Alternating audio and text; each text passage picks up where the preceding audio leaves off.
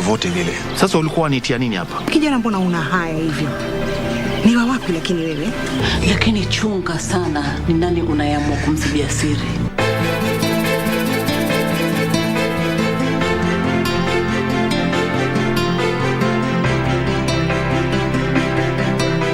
Mundos divididos por una sombra de traición. That's Renata, Alonso's fiancée, and she's kissing someone else. Oh, I'll use my phone to take a picture. Please, what's wrong? Did somebody hurt you or something? As of today, Antonio is the owner of 30% of the shares of Quadro Corporation. Your fiancée is cheating on you. I saw her kissing another man last night. If you don't stop calling and give me peace, I'll tell the man you were stalking me. Now get out of my house. Carla! Get out if you don't want me to call the police. Lying heart fue sembrando el veneno y la ambición.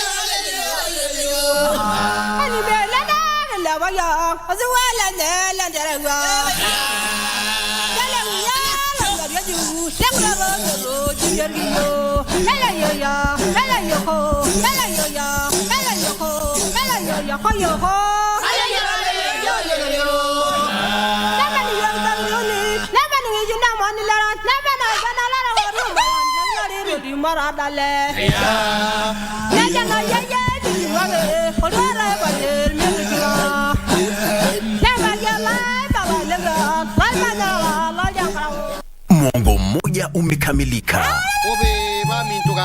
Twarejea kwa udi na uvumba, kwa vishindo si haba, nderemo na vifijo.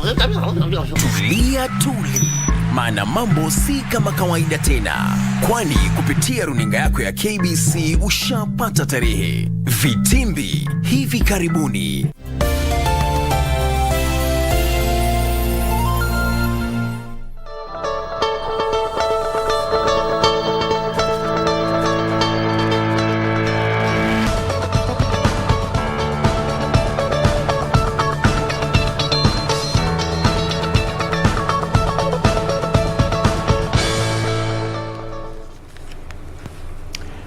It's Wednesday, March 30th of the year 2022. Good morning.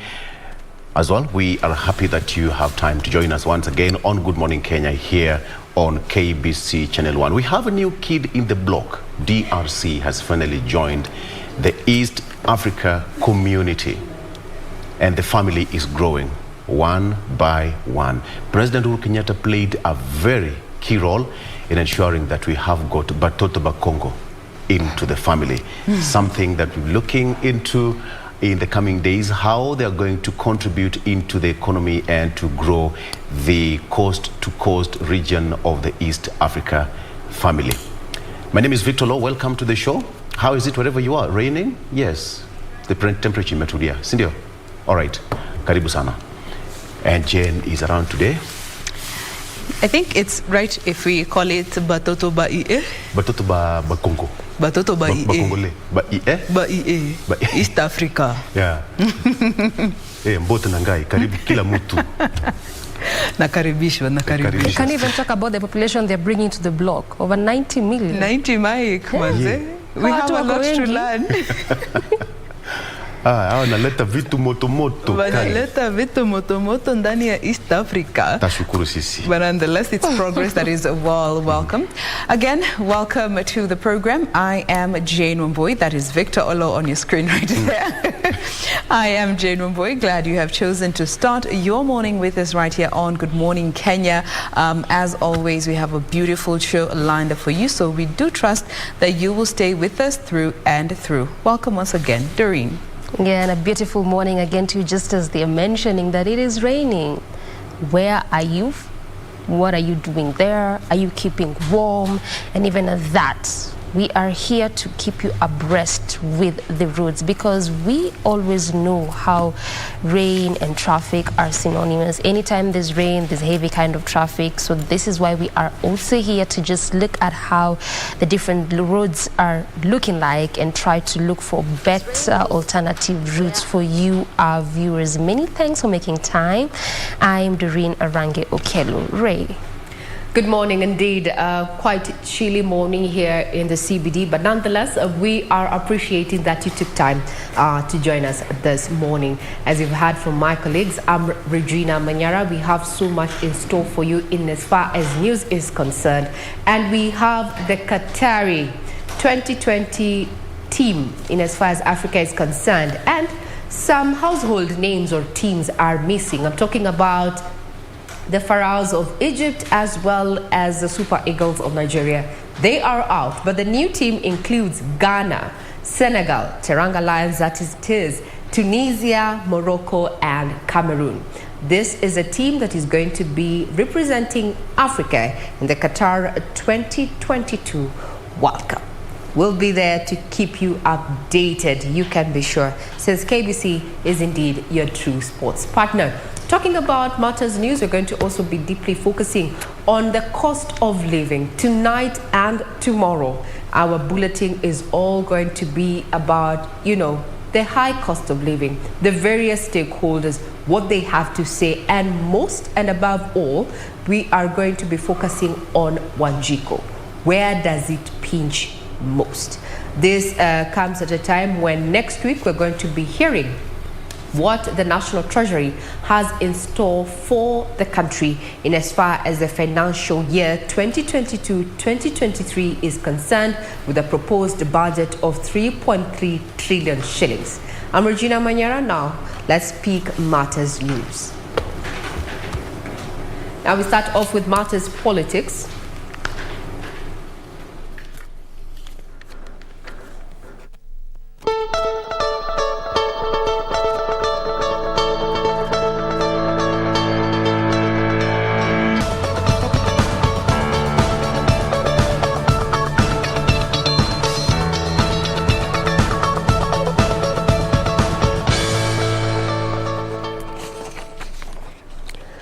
Good morning, the 30th of March 2022. You're watching In the Headlines right here on Good Morning Kenya. I'm Regina Manyara. You can get me on my social media platforms at Ray Manyara. The official station handle is at KBC Channel 1. Further details are also available on our website, that is www.kbc.co.ke.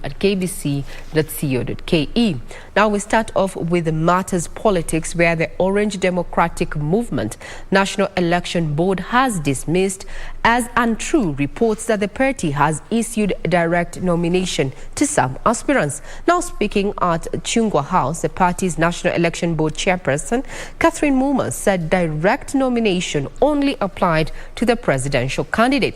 She said the party will embrace a democratic process in picking its aspirants for various positions during ODM's primaries, which will be held between the first bunch being the 21st of April, 2022. The Orange Democratic Movement has been embroiled in a row over its party primaries, with some candidates claiming to have been offered direct nomination.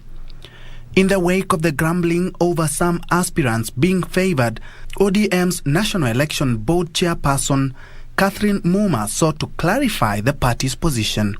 We have not sat to determine who is getting direct ticket on the basis of that. So the information in the media around listing, or in social media listing certain people who have received direct tickets, is not information that has come from the board. Speaking at Chungwa House, Muma said during ODM primaries that will be held between the 1st and the 21st of April this year, they will use consensus, universal suffrage, direct nomination in areas where there is no other ODM candidate, and voting through delegates. Because the method of consensus continues.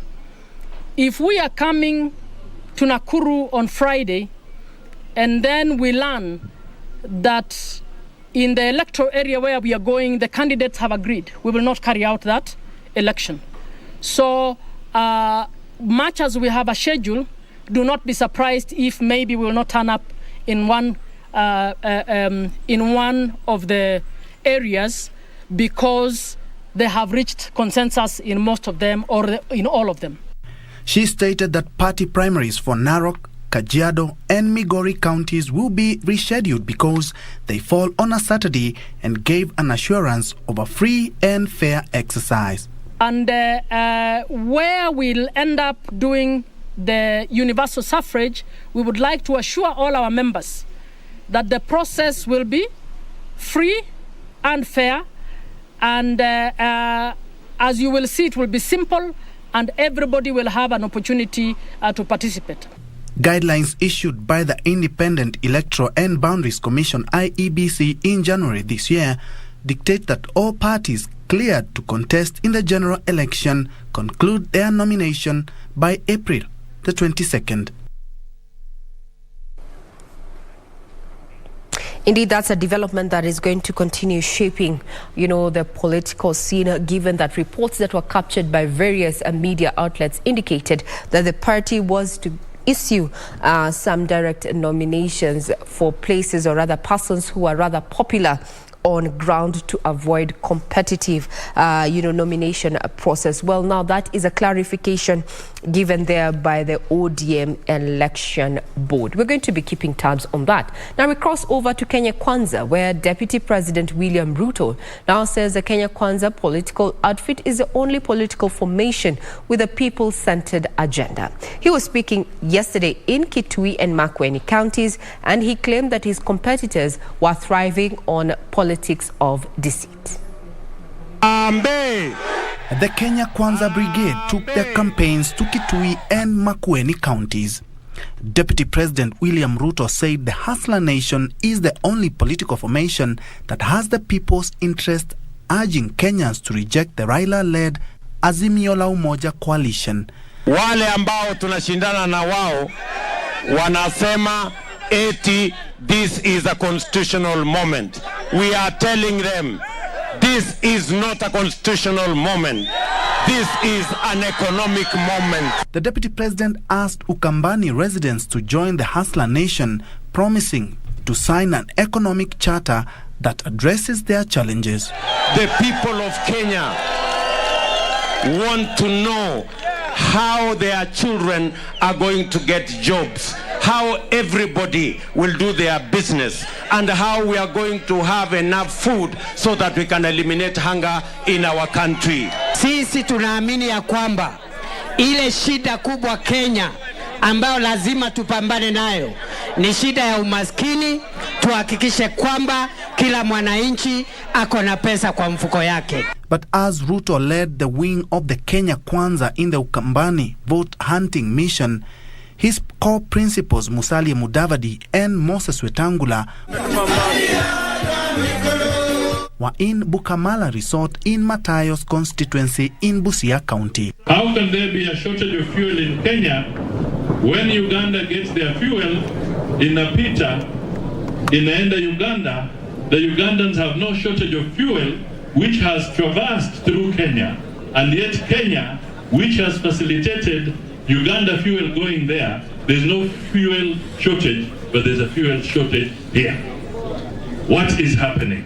Ikitoka Mombasa inapitia Kenya, Uganda, Rwanda, Burundi paka Congo, mafuta Congo iko cheaper than Kenya. How do you explain that? Other than mismanaged economy. Kwa hivyo hiyo kura tukipiga mama, tunaenda kupiga kura ya kuteremsha bei ya unga. The leaders demanding the Ministry of Finance to explain the cause of fuel shortage in some parts of the country. Separately, Kirinyaga Governor Anne Waiguru has urged President Uhuru Kenyatta to consider having another handshake with his deputy William Ruto as the country heads to the general election.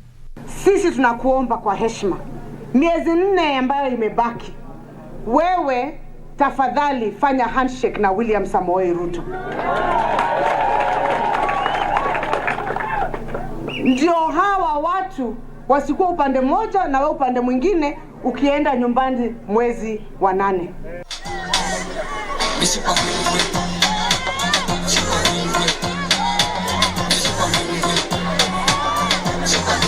On matters politics, Universities Academic Staff Union has declared its support for Azimio la Umoja leader Raila Odinga in the upcoming August elections. The union that brings together lecturers and university staff from at least 31 public universities in the country announced the move during a meeting with Raila at the Jaramogi Oginga Odinga Foundation.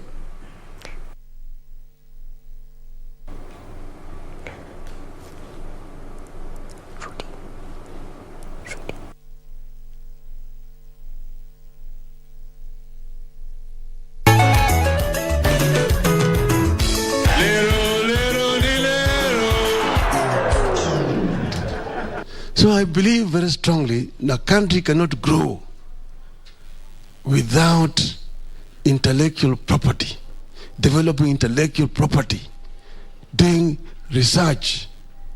If you do not fund research, the country cannot develop.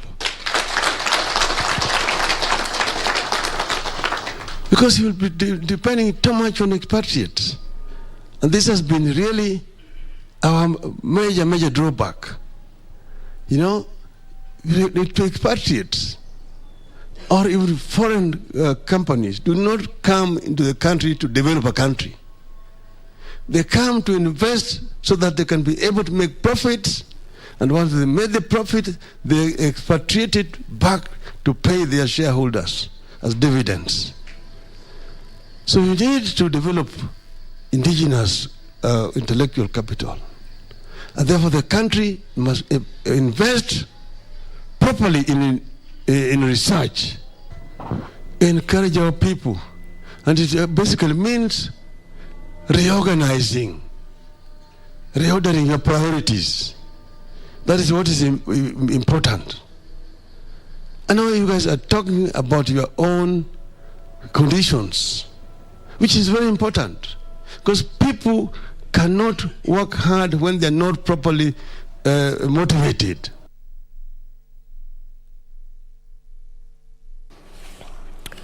Now, according to the Registrar of Political Parties, Anderito, the total number of members on political parties is slightly above 24 million, with a total of 82 political parties having submitted their membership register for certification. Now, the registrar also confirmed that 650 out of the 912 persons who had initially applied to be cleared from the parties that had enrolled them have been issued with clearance letters. With less than 5 months to the August polls, it's a race against time for political players who are now faced with the task of meeting the applicable deadlines and election requirements. The deadline for being a member of a political party on which to contest in the 2022 general election lapsed on the 26th of March 2022, with the Office of the Registrar of Political Parties reporting that the current total members of political parties stands at 24,005,714, with a total of 82 political parties having submitted their membership register for certification. The current total members of political parties as per 26 March stands at 24,005,714, comprising of over 15 million members who are male and 8.6 million who are female. Party members recruited to parties after the 26th deadline will not be part of the certified register. According to the Registrar of Political Parties, Anderito, so far 650 people have received clearance letters to run as independent candidates. We want to note that by the close of business of yesterday, which is 28th of March 2022, 912 persons had manually applied to the Office of Registrar of Political Parties for clearance that they are not members of political parties. out of which 650 applications have already been processed and clearance letters issued. And as political parties finalize their plans for the upcoming party primaries, Nderitu is appealing for peaceful nominations, which she terms as a key pillar for a free and fair election. The registrar appeals for peaceful party nominations and peaceful engagement with members of the public by the political parties. The Office of the Registrar of Political Parties is expected to submit the certified party membership register to the Independent Electoral and Boundaries Commission by the 9th of April 2022. Chief Justice Martha Koome now says the Judicial Service Commission will endeavour to dispense justice in real time to all Kenyans. Speaking after presiding over the swearing-in of Jacqueline Ngutia as a female representative of the Law Society of Kenya to the Judicial Service Commission and 19 other members of the political parties' disputes tribunal, Koome said her main agenda is promoting an independent, transparent and accountable judiciary.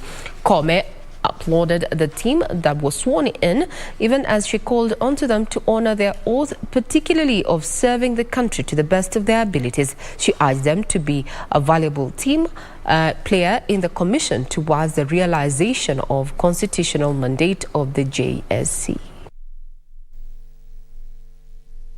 Annual allowances or what is or may be allowed to me by law in writing. So help me God. The oath you have taken today should guide you in your day-to-day work. According to the oath, you must never depart from the law. In addition, the oath equally requires you to serve this country to the best of your abilities, bearing in mind the enormous responsibility that is placed before you. So you join the other members of the PPDT to resolve disputes relating to political parties and disputes arising from political parties' primaries. This means that you have a role in the protection of our democracy.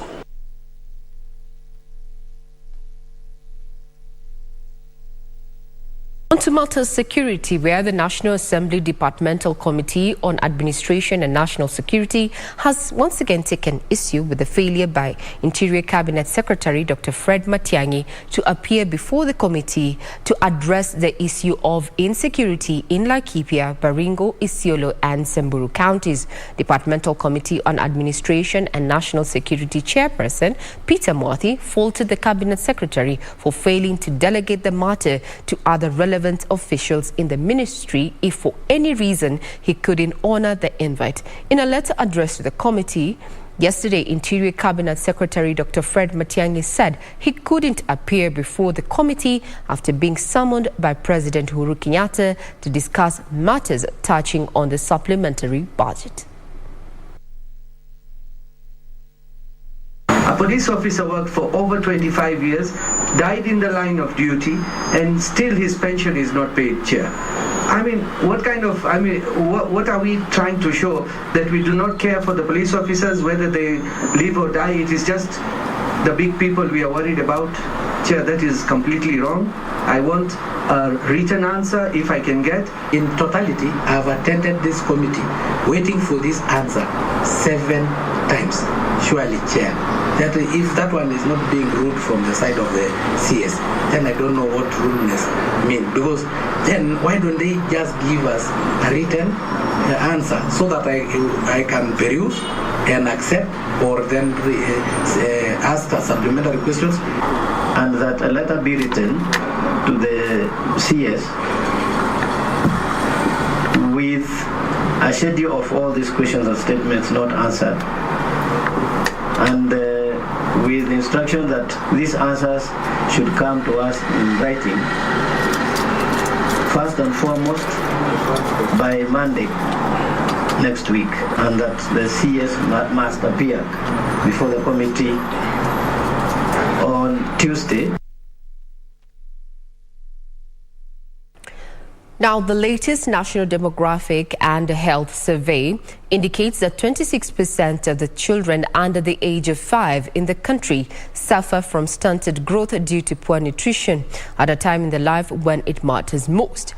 This as the country faces a triple burden of malnutrition, among them undernutrition, overweight and obesity, as well as malnutrition deficiencies. Experts are now warning that Kenya could be staring at a humanitarian crisis if nothing is done to avert the situation. Purity Museo reports. The first ever maternal, infant and young child feeding nutrition symposium brought together stakeholders from both the government and non-government organizations, providing a platform for the experts to reflect on the status of child malnutrition in Kenya. In Kenya, malnutrition is a leading cause of infant and child morbidity, mortality and hospital admissions, a situation that requires our interventions as stakeholders urgently. According to the development partners, Kenya was staring at a humanitarian crisis as more children continue to experience poor nutrition or lack of it. Undernutrition is responsible for significant cause of mortality, or morbidity rather, in children under 5. Childhood overweight impacts at least globally 39 million children and is likely to continue rising in low and middle income countries, increasing the risk of non-communicable diseases in adulthood. Kitui and West Pokot counties lead with the number of children suffering from stunting, the impaired growth and development that children experience mostly from poor nutrition. Stakeholders are now calling for a multi-sectoral approach to address the health of the children and mothers in the country. Currently, the State Department is implementing the nutrition improvements through cash and health education, popularly known as NISHE program, which is targeting 13,800 households. The program is designed to improve the nutritional status of children under 2 years, based on positive results of the pilot that was undertaken by the government and UNICEF in Kitui County in 2016. 754,000 children under 5 years and close to 104 pregnant and lactating women require treatment for acute malnutrition. The ministry, in collaboration with affected counties, has activated the nutrition response, which includes supply of nutrition life-saving commodities, nutrition screening, and integrated outreaches. The symposium, which concludes Thursday this week, is expected to come up with lasting solutions to the menace.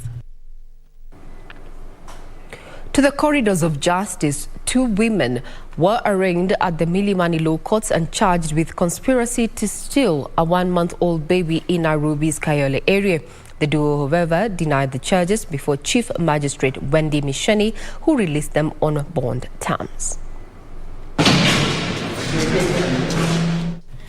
It's alleged that the accused persons and others not before court conspired to commit a felony of stealing a baby aged 1 month old from unknown parents in Kayole, Nairobi this year. Appearing before Chief Magistrate Wendy Misheni, Felicitas Wairimu and Lydia Wanjiku pleaded not guilty and were released on a 500,000 shillings bond. The case will be mentioned on 12th of April for pre-trial directions. Meanwhile, the incitement case against Nandi Senator Samson Cherargei has been adjourned to 30th March 2022. This follows an application made by the defense lawyers who say they needed time to go through the documents and prepare for the cross-examination. It's therefore imperative that he be given a chance to appoint advocates to represent him, and now that he has done so, which is fairly reasonable, we need time also to look at the documents. The lawyers further urged they picked up the matter late and didn't get time to prepare their statements. Now, away from the corridors of justice, just to remind you that tonight and tomorrow night too, we're going to be having a special series in terms of coverage in regard to the high cost of living. But instead of belaboring the point, how about we give you a sneak peek as we take this particular briefer? Biashara kwa muda mrefu, lakini raundi maisha yamekuwa magumu. Agasti nilikuwa najaza na 700, sasa hizi imekuwa ni 1400. Despair. I will strive to eradicate this feeling among majority of Kenyans. We will remove the curse of poverty on Kenyans. Promises, but Kenyans want solutions now. Where are we? How did we get here? What are the solutions? The choking inflation, a 2-day KBC special coverage on the high cost of living.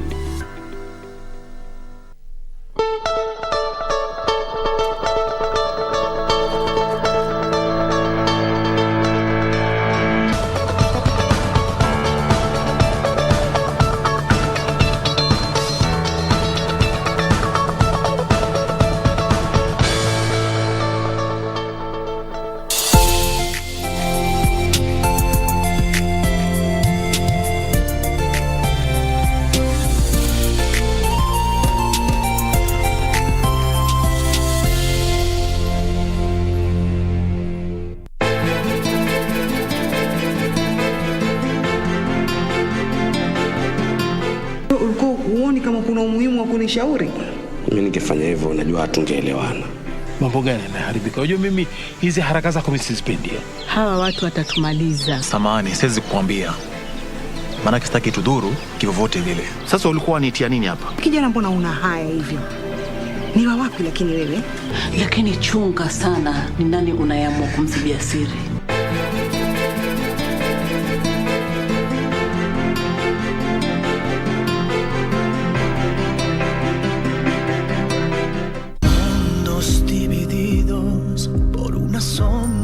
De traición.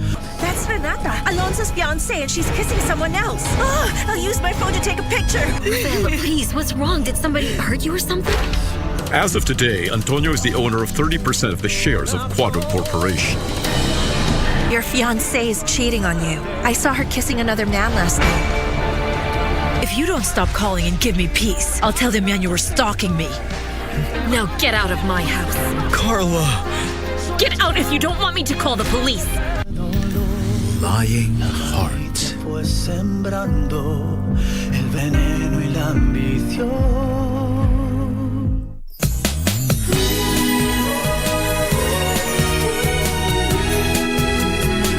That man over there is my ex-husband.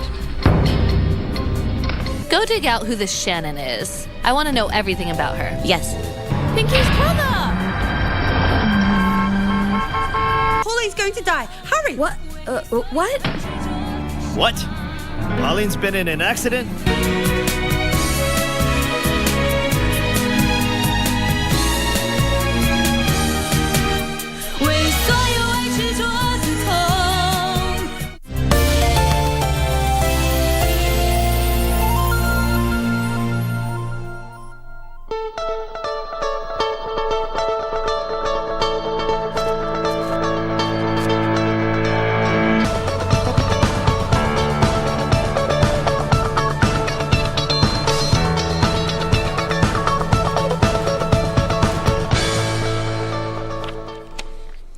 Good morning. If you're tuning in, this is In the Headlines on KBC Channel 1, and I'm Regina Manyara. Just in case you missed it, is that tonight we're going to be putting matters of economy into perspective with our 2-day coverage on the high cost of living. Remember, we also expect your feedback, and you can do that on our social media platforms, including Twitter at KBC Channel 1. Some weeks ago, we had a hashtag that was trending, hashtag lower food prices. But what was done in that regard? Those are the questions that you're going to be putting into perspective in tonight's bulletin. So do keep it right here. Now we cross over to matters business, where the Democratic Republic of Congo has officially joined the Eastern African Community after more than 2 years of processes of admission. President Kenyatta says admission of DRC demonstrates the agility of the EAC to expand beyond its social-cultural boundaries to new people and trade-centered partnerships and collaboration that expand opportunities for citizens. DRC is the 7th member of the East African Community. The Democratic Republic of Congo was admitted to the EAC during the 19th Extraordinary Summit of EAC Heads of State held virtually on Tuesday. President Uhuru Kenyatta, who is the chair of the EAC, said the expanded community will attract more investments across all sectors, a move that will create more wealth and employment for the people, as well as combine resources to develop the much-needed infrastructure. With the admission of the Democratic Republic of the Congo, the community will expand significantly in various aspects of mutual benefit for all. Indeed, the combined population and GDP of our community will grow by 50% and 25% respectively. The heads of state commended the DRC President Felix Tshisekedi for working hard to ensure his country joined the community, noting that the action is not only beneficial to his country, but the region at large. The country's decision to join the EAC will afford you a great opportunity to extend space for peace and security, prosperity and solidarity within your country, as well as to the region. With our quest for wider and deeper integration of our region and the continent. On behalf of the people of Uganda, welcoming His Excellency Antoine Tshisekedi and Congo, DRC, to join us, their brothers and sisters. With a larger market of about 300 million people, President Kenyatta said the EAC will achieve better outcomes brought about by the economies of scale and pooling of productive human and financial resources. We will build on the alignment and the verification report, established and develop strategic interventions on areas that need to be addressed to ensure the full participation of the DRC into the East African community. When it comes to EAC integration, some of the instruments that have been laid down and also policies include the use of a single visa to traverse EAC to enable trade and movement of persons. We hope that such are going to come to fruition, at least across the 7 member states. Welcome DRC, then we're part of East Africa. Now, customers of the liquidated Eurobank, Dubai Bank and the Kenya Finance Bank will be cumulatively receiving 200 million shillings within the next 7 days.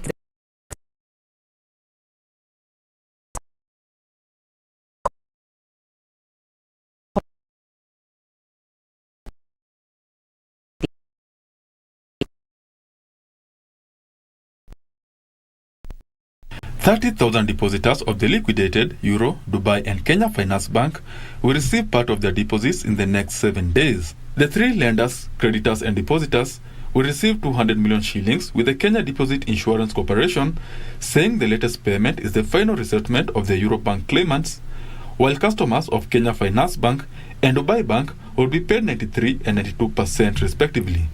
We shall be distributing over 200 million shillings to the depositors and creditors of these 3 institutions, where we shall have fully paid 97% of Eurobank depositors and creditors. This time we're also talking of creditors. We shall have also fully paid 93% of the Kenya Finance and 92% of Dubai Bank depositors and creditors. The Kenya Deposit Insurance Corporation says it has so far collected 1.5 billion shillings from 19 liquidated banks, including Chase Bank, whose depositors have been compensated 90% of the claims lodged. Also, currently we are liquidating 19 banks from a number of 27 banks. We managed to successfully wind up 8 banks. Lenders have a year to register and deposit their assets and liabilities data in the newly created electronic data warehouse to ease and hasten compensation of depositors and creditors in case of liquidation of a bank. Also coming up with an electronic data warehouse. Electronic data warehouse where we want all the data from the banks now to be deposited in that electronic data warehouse to ensure its integrity, accuracy, and timeliness. Because what we also breathe here is data. When we are assessing the risk, we have to get the correct data.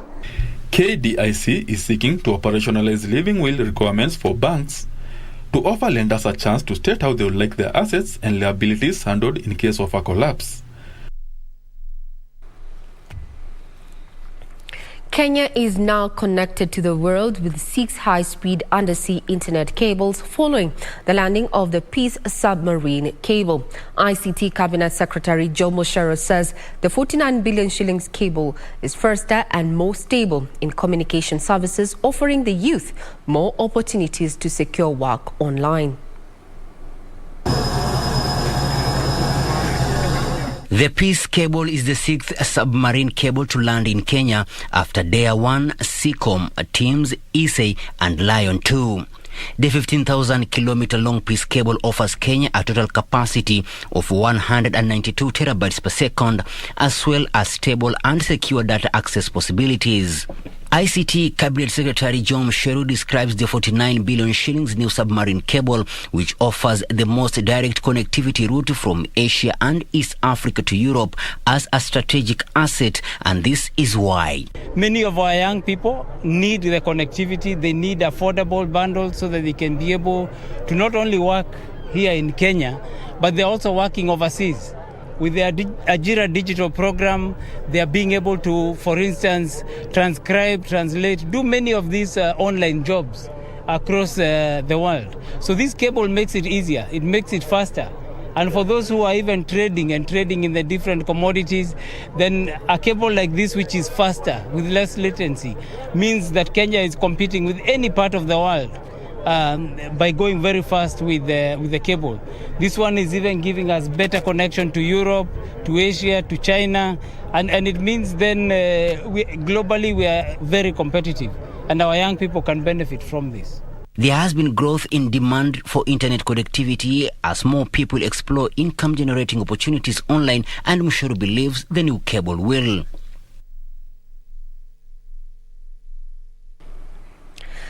Underwriting losses in the general insurance business widened by more than 4 times to 6.34 billion shillings during the last 3 months of 2021, dragged by huge losses recorded in motor insurance.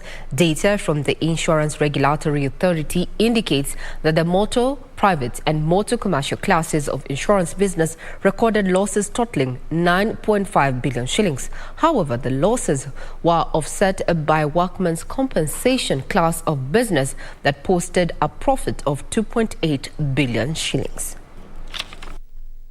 The latest data from Insurance Regulatory Authority, IRA, shows that the industry's underwriting loss widened more than 4 times from 1.18 billion shillings reported in Q4 of 2020 to 6.34 billion shillings during a similar period in 2021. This was mainly attributed to increased loss ratios in motor private and motor commercial classes of insurance business due to relaxation of restrictions that had been imposed on travel due to COVID-19 pandemic. Motor private made an underwriting loss of 6.17 billion shillings, while motor commercial made an underwriting loss of 3.32 billion shillings. IRA says the industry could have made an underwriting profit of 3.15 billion shillings if the motor business was to be excluded. However, excluding the motor business would lead to a decline of 31% of overall general insurance business. The insurers reported claims incurred amounting to 70.14 billion shillings during the period. This was an increase of 22.3% of 57.36 billion shillings reported in the fourth quarter of 2020. The claims paid increased by 18.1% to 64 billion shillings compared to 54.19 billion shillings paid in Q4 of 2020. Medical, motor private and motor commercial had the highest amount of paid claims at 41.7%, 26.2% and 21% respectively of total industry paid claims under general insurance business. The data shows that insurance premiums grew 18.5% to 276.06 billion shillings. The Insurance Regulatory Authority has been pushing for a review of the current premium rates, which will increase the cost of insuring private and commercial vehicles. To the corporate scene, the Salaries and Remuneration Commission is engaging hoteliers in Naivasha following the downgrade of the town from Tier 1 to 2. It has emerged that bed occupancy in the lakeside town has dropped from 85% to 37% following the review of the town's status. Here are the details of this and others from the corporate roundup. Nakuru was ranked together with Mombasa, Kisumu and Nairobi, while Naivasha falls under the lower cluster. Last month, the state agency released new daily subsistence allowances for local travel and per diem rates for Nakuru after it was elevated into a city status. SRC Commissioner John Monyoncho says they were keen to resolve the current impasse that has also affected other towns like Malindi and Diani. We look at whatever reason that led to a different categorization, because there was a reason. It was not only Naivasha that was given a different categorization. There were also cities. There were all other areas. Malindi, for example, we have Diani and a few other areas that were in the same categorization. But it was also recognized that Naivasha is slightly different, and those other towns are slightly different, and that's why they were placed at the status of county headquarters. So all those will be taken into consideration. We are committed to ensuring that the investments within Naivasha are protected. What we would want is a sustainable industry where growth is also guaranteed, and the financial players, the banks, can finance this area, knowing that in another 5, 10 and 20 years, the industry is headed for a growth trajectory. Meanwhile, Faulu Bank has entered into a partnership with USAID-funded Feed the Future Kenya Crops and Dairy Market Systems activity to enhance access to finance for farmers. Now crossing into matters sports, where Kenya Angela Okutoyi qualified for the quarterfinals of the Africa Junior Tennis Championship in Sousse, Tunisia, after winning her opening match yesterday. Okutoyi, who participated in the Junior Australian Open in January, defeated Morocco's Manal Emassiri by 2 straight sets. Alicia Owege and Cynthia Wanjala also qualified for the doubles quarterfinals after beating Egypt's Shukri Laila and Sheriff Jermaine by 2 straight sets. Kenya has fielded only girls' team in the one-week competition after the boys' team failed to qualify.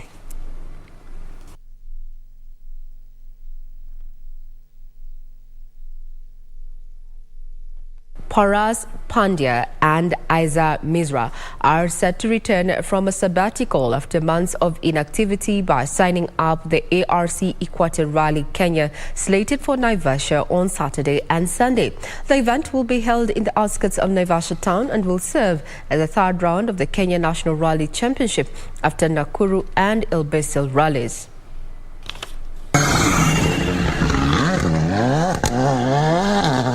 Paras Pandya and Izar Mirza will compete in this weekend's Equator Rally in Naivasha. The event counts towards the second round of the FIA African Rally Championship after Rally Bandama of Ivory Coast.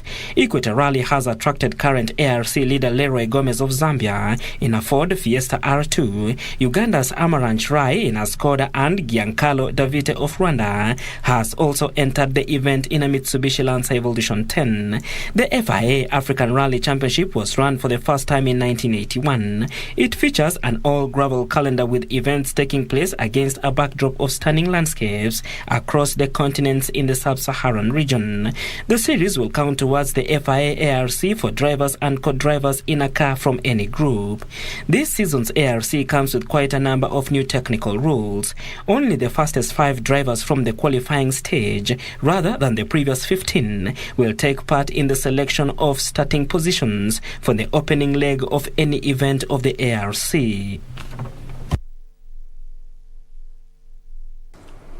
Now, still keeping up with sports is that the national men and women's beach volleyball teams clinched the bronze medals in the just concluded Commonwealth Game qualifiers at the La Boma Beach Resort in Accra, Ghana.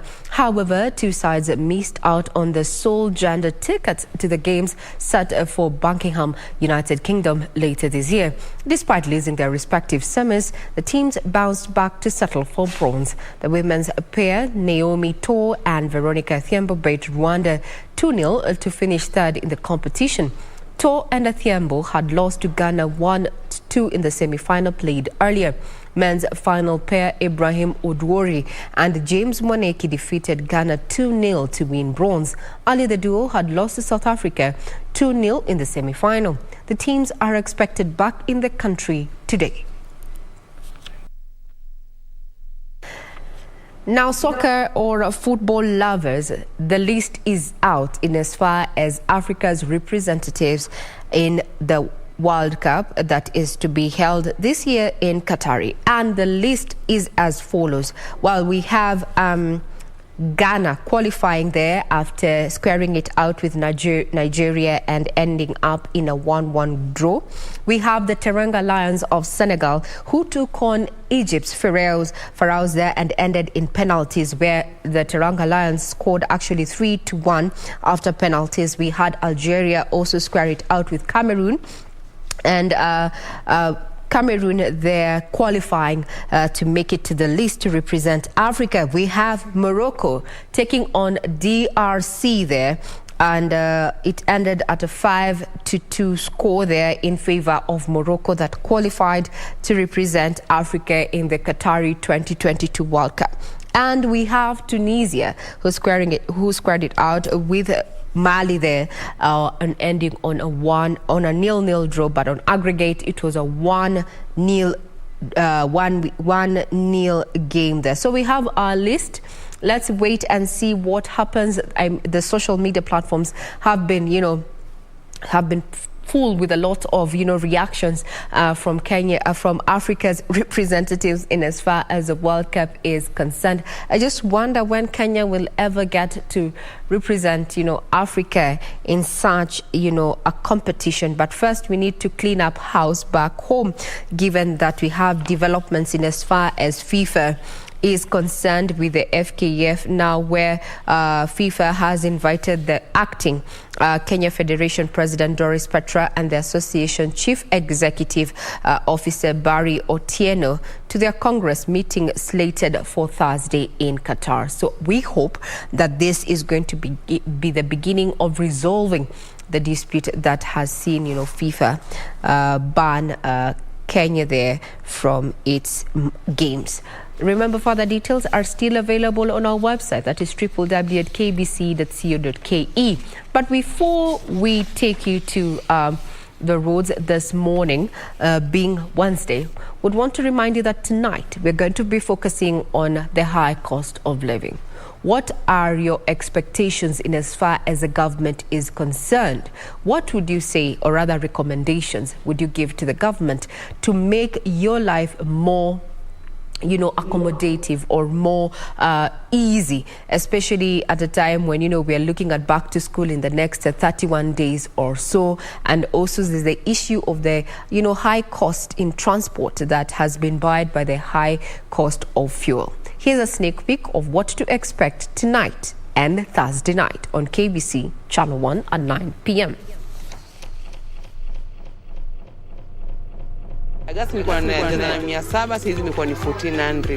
Despair. I will strive to eradicate this feeling among majority of Kenyans. We will remove the curse of poverty on Kenyans. Promises, but Kenyans want solutions now. Where are we? How did we get here? What are the solutions? The choking inflation, a 2-day KBC special coverage on the high cost of living.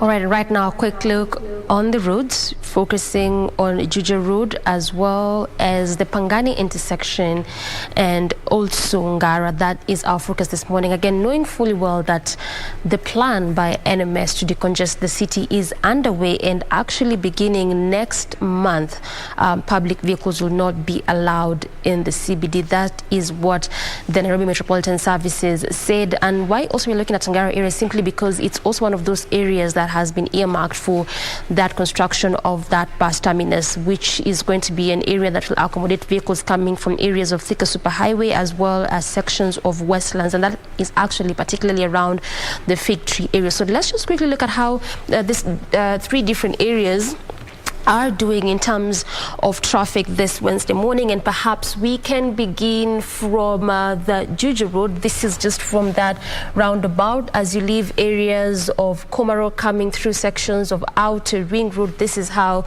the area is looking like. But again, remember that Outer Ring is also one of those roads that has really largely benefited from the expansion, or better still, the construction process that had been happening on this stretch, given it is one of those busy roads, and that is part of what obviously necessitated the expansion that had taken place in this stretch. Part of what had remained and still is just some sections along the route in terms of footbridge installation, but so far it looks like that expansion process is serving its purpose very well, because around this time of the morning, oftentimes, particularly around this roundabout, you would really be seeing heavy kind of traffic. And just as I mentioned earlier, it is one of those busy areas in terms of businesses, particularly small and medium scale in terms of estates, quite a number of them along this stretch. But this is how it is looking like around the roundabout. In fact, it has been this way just for the past 2 minutes as we began looking at the traffic flow on this stretch. Nothing is changing there as you branch off from the roundabout coming to our area of focus, which is Juja Road, still looking not bad at all. Again, clearly looking like, clearly obviously the fact that the different ongoing roadworks that had been happening around this area serving their purpose very well. So where we're just beginning to see some slight traffic is as you leave the CBD, which is again quite very interesting, because good number of times you wouldn't be seeing this as you leave city center coming to the estates, and particularly on such roads as this, whereby there's barely any kind of businesses in terms of companies and industries, where you'd be seeing people coming through to this other side. But this is how it is looking like as you head over to the city center. Smooth sailing, no traffic at all. In fact, green all through up until the Eastleigh First Avenue, but even at that, still manageable kind of traffic there. The beauty is that this is actually being seen on both lanes of this entire stretch. In fact, for our viewers coming from areas around Outer Ring, perhaps areas of Jogo, if at all you do not want to make do with the heavy traffic around the Muthaiga intersection, then coming through Outer Ring Road, branching through Juja Road as you head over to the city center via Ngara area could be one of those good alternative routes for you, because right now moving at a very swift pace, and what you're seeing is that this is actually on both lanes, and in fact nothing is changing. One of those areas where a good number of times is heavy kind of traffic around the Moi Forces Academy. That is not the case this morning, still moving at a very swift pace around that area. And just as I mentioned, that continues up until the Eastleigh First and the Eastleigh Second Avenue there. So also around that roundabout, the Mlango Kubwa roundabout, not so bad at all. Still again one of those good alternative routes there. That is how it is looking like this morning in terms of traffic along Juja Road. But also again, as I mentioned, the other areas which we shall be trying to focus on include the Pangani intersection as well as Ngara area, just to try and see how this area has been well demarcated when it comes to that construction of that bus terminus there. But that is how it is looking like at exactly 28 minutes past 7 a.m.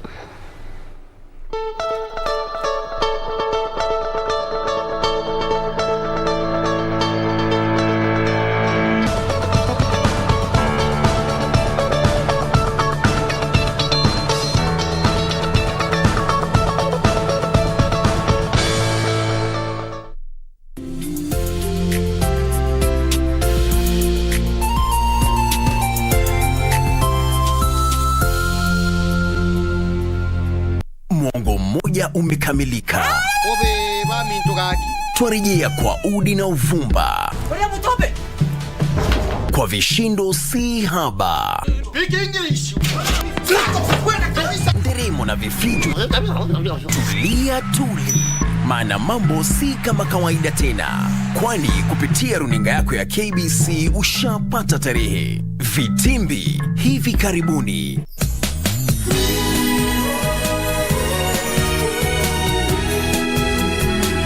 That man over there is my ex-husband. Go dig out who this Shannon is. I want to know everything about her. Yes. Pinky's brother! Paulie's going to die. Hurry! What? What? What? Pauline's been in an accident?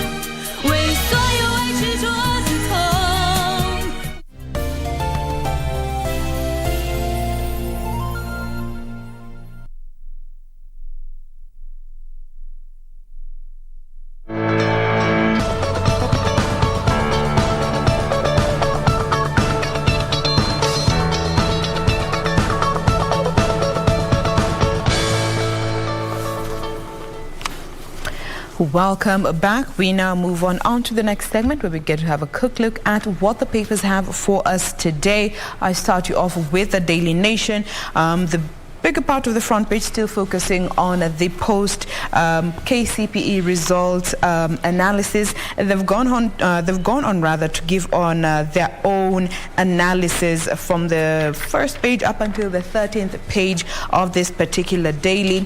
But an interesting part is this particular area concerning the interesting phenomena that is twins who have been actually scoring either the exact marks or a difference of not more than 5 marks. They've highlighted that particular piece. But for the biggest part, they go on to even compare private schools as well as public schools, in as much as NEC stopped doing that. So NEC just gives out the results based on the top performance, not comparing the schools. But this particular daily has gone on to actually have the main read being private schools top county KCPE charts. Away from matters education, Raila denies plotting Uhuru impeachment. Now ODM leader refutes claims by Deputy President William Ruto that it was actually he and not the DP who wanted to kick out the president, and he spoke about this I believe it was yesterday, where he rubbished the DP's allegations, insisting that he was not aware of his impeachment claims that he made recently. But on the flip side, we did see the DP say, and I quote, as per what has been captured on this daily, "I am not a fool, a drunkard, or a madman to help put together a government and then go behind and plan to remove it. As a deputy president, I know what I must do, and I will never, I have never, and it has never happened that I will do anything to bring down our government." That is just what has been captured here briefly. Away from politics, onto some business, is that KQ has the losses post-COVID-19 recovery, and this is comparing the losses that it made in 2020 and 2021. Looking at 2020, they made losses of 36.2 billion, but in 2021, those losses came down to 15.8 billion. This is something that has been seen to be, of course, there are losses, but looking at the struggles that the national carrier has been experiencing, this is definitely well in line with the recovery process. That is the front page of the Daily Nation for you this morning. Victor? Maybe just to ask Regina from the business desk, this is some good news for the national carrier. The bailout has been in the process for so many years up to now. Yes. Pardon? Regina? The national, are you talking about the restructure? What are you talking about? The issue of KQ, they are making some progress in terms of the profit. For now, things are looking up pretty well. Well, you can say this is progress, but they're still in the loss making. What they're doing is that they're reducing their losses. So they're working up to get back to profitability. Remember, the national carrier, there's been lots of proposals to actually bring it back to profitability, including, nationalization of this particular carrier now, where the taxpayer will fully be bailing it out. And there's been talk about how much it will get actually in this year's budget, or rather what I'm talking about, the 2022-2023 budget. That's some of one of the parastatals that we will be looking to see what budgetary allocation it is going to get. But yes, Victor, this is some sort of improvement in as far as the national carrier is concerned. And there's also been talk, about how well is the national carrier paying its pilots. Local pilots have been saying that expatriates are getting more pay or earning better, and this has been a subject of conversation way back when, like 10 years back, when the national carrier began its restructuring, cutting down, and even it had to sell some of its aircrafts to just return to profitability. So this is a step in the right direction. We just hope that it is going to break even sooner than later. Good news. Sometimes you talk business. Let's talk politics, shall we? On the front page of the Star here is a bit different. How thick a man boiled to death, only tooth left. Otieno's glove snagged and he was dragged into furnace of molten steel moments before his 50 shillings ugali lunch arrived. What's that last part of that? His 50 shillings ugali lunch arrived, because the story is that he had just ordered for his lunch, because they work in shifts, and another gentleman, but he ordered for his lunch. So before his meal arrived, when they came back, they didn't find him. They only saw some signs of him, the turbines. So it got snapped, and he was dragged into the machine, and that was it. So the story says that even his colleagues were now wondering what to do with the food that he had just ordered for his lunch. So the family are now planning to have a coffin, to do a ritual, and just to bury the body in Kisumu. And what they will bury is just some ashes and a tooth. We're just having a story here with Jane, because when you look at the temperature that is used to melt steel at a rolling plant, you can imagine the temperatures. And here, it's just flesh, blood, and bones. So sad. May the family find grace. Okay, MCs earn 650 shillings in sitting allowances in 3 months. Servant leaders disregard ceiling set by the SRC to pocket handsome allowances.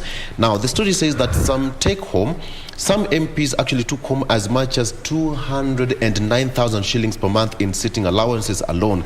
The SRC has set monthly limit of 124. Now, according to the report, Migori, Busia, Kisii, and Nyamira, who actually greatly exceeded their limit, the report shows that each of the 37 MCAs in Nyamira County pocketed an average of 137,000 shillings, 144 in sitting allowances alone per month.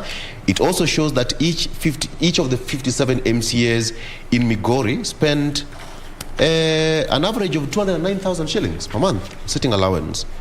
Now, this is added to basic salary, other allowances. The Migori MCAs took home 450,000 shillings per month.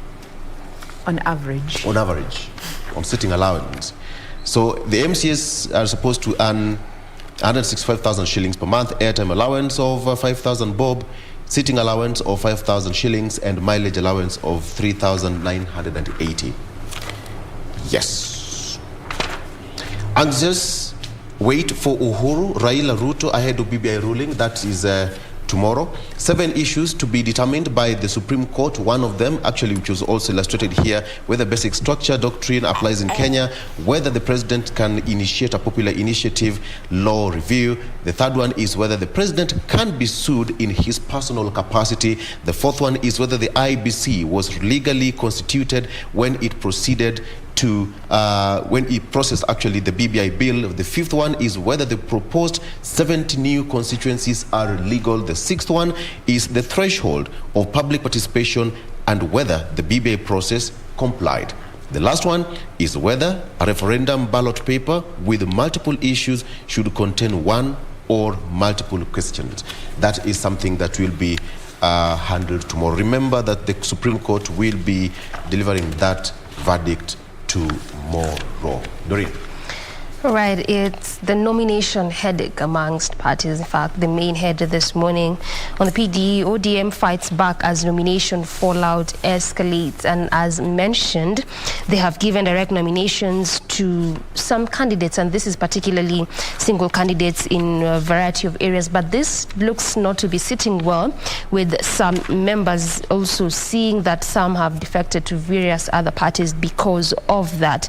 But again, when it comes to the issue of nomination, there's quite a lot to be talked about on this specific issue. Of course, when it comes to particularly direct ticketing, it begs the question, where does it leave the will of the people? But then again, parties are coming to strongly say that there's also a lot that entails when it comes to nomination in terms of resources, of course, finances, as well as human resource that is needed even for this exercise. This is even as the ODM nominations are slated to begin this Friday. To some bit of education matters now after the release of the exam results on Monday. Right now, the Form 1 selection is underway, as mentioned by the Cabinet Secretary Education, that is George Magohan. He says that this process is expected to be completed in 2 weeks, and also top schools are set to admit over 30,000 people. So that is what is coming out there on some education matters now. And just as it was mentioned there concerning the BBI, is that will the Uhuru Raila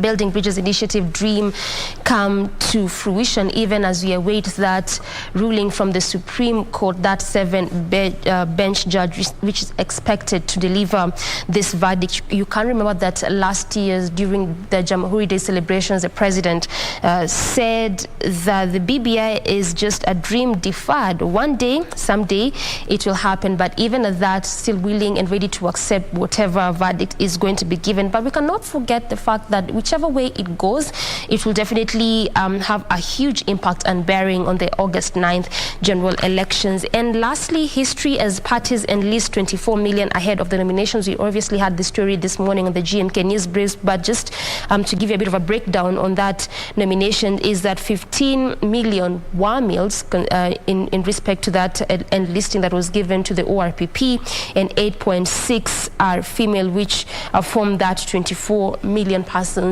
who were enlisted in that nomination process. Ray. I have a copy of the Standard with me this morning, and it's all about, just looking at, the aftermath of the KCPE results here. And various students have been captured on the front page here talking about, where they studied, what they scored, and what they aspire to be. Some of the professions that have been named here, unfortunately, I don't see journalism. I don't know what that says about us, but hey, top student, that is Magata Bruce. He wants to study robotics engineering, while Ashley Momanyi wants to study space science. Joel Njero, on the other hand, wants to study law. We have medicine, space science, medicine, electrical engineering, or aeronautical engineering, neurosurgery, cardiology, medicine, and neurosurgery. The beginning of dreams. Actually, the scribe here has gone with dreams of KCPE stars, or rather stars. This is what they want to go study. The main read actually cuts across from page 1 all the way to page 5 with Jane, that story about twins and how they performed in this particular exam. Some of their hopes are bent on, joining the same secondary school. And, well, in as much as they want to join the same secondary school, remember, it may not happen. We also have a set of triplets who actually scored very interesting marks in this particular examination. I want to get that tweet here, and it reads that we have 3. Actually, they studied in the same school, and they're twins in the same class, actually. And this is what they scored.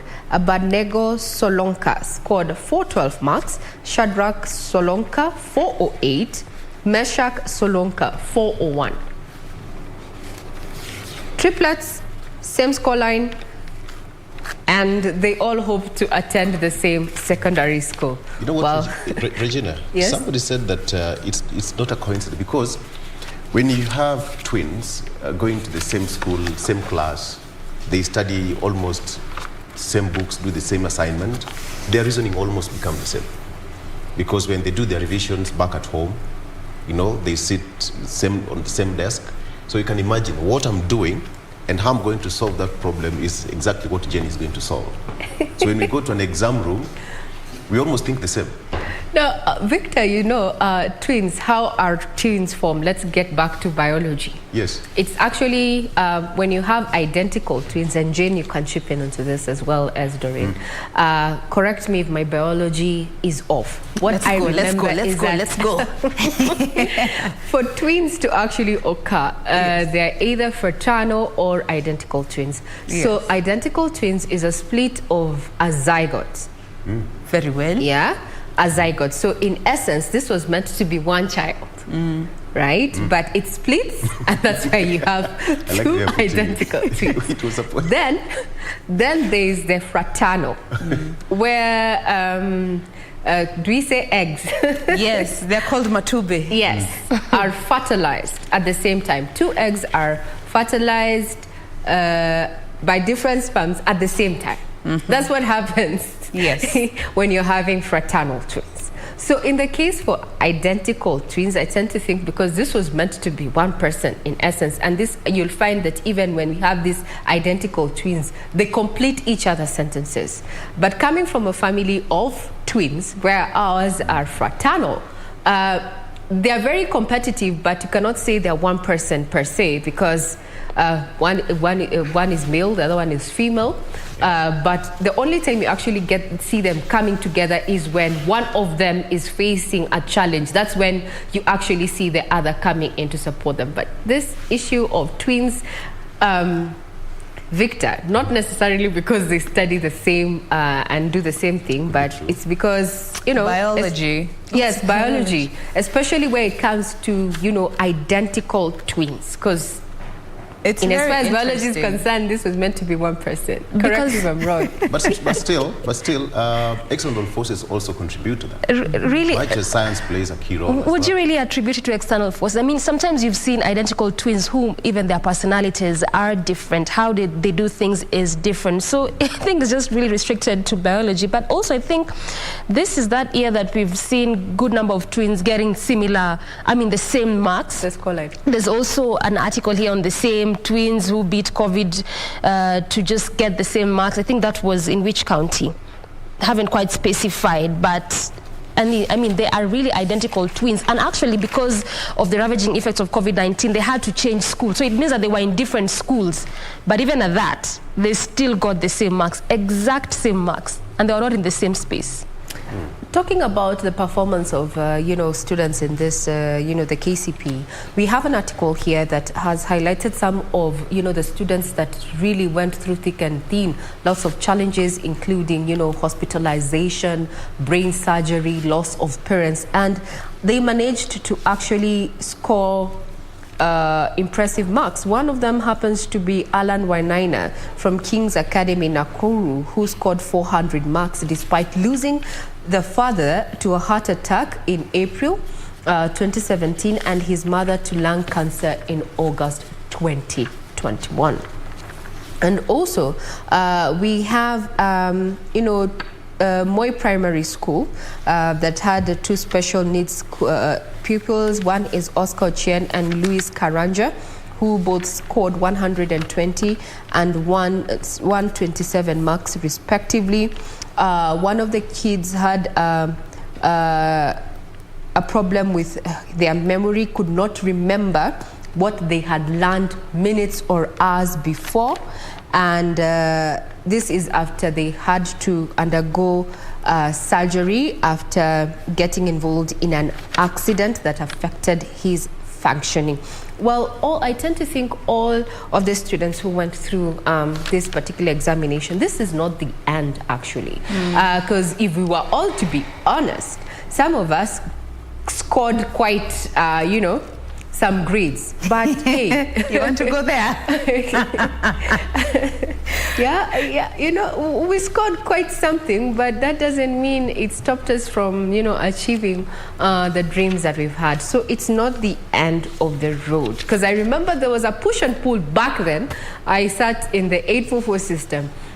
I think we were the ones who were ushering, or rather putting a cap to the new system, dropping off courses and such.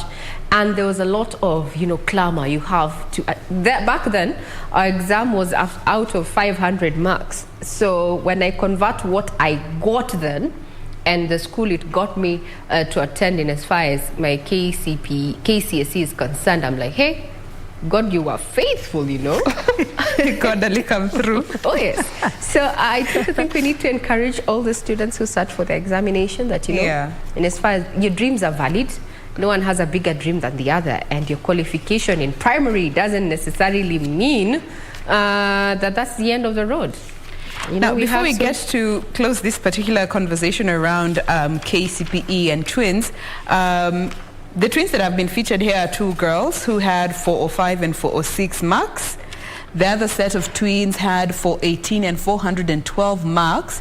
And I've just Googled this whole phenomenon around twins. And actually, it's something that has been researched. When it comes to the IQ of identical twins, it is almost always the same, regardless of the environment that they grew up in. And even looking at some abilities, and especially when it comes to musical talents, twins can be put in extremely separate environments, but when it comes to musical talents, they will sort of present the same level of skill. So it's very heavily based on the genetics. Because essentially, as I said, Regina, then this is for identical twins, they were meant to be one individual. And it is one egg that's split into two or more. We know of more multiple pregnancies. So in the case where it is one zygote that's split into many others, they're going to have the same, almost the same intellectual abilities and skills that they will be presenting much later in life. So this clearly explains in the cases where we are seeing identical twins actually scoring, if not the same, close to each other, the marks that they scored in these particular exams.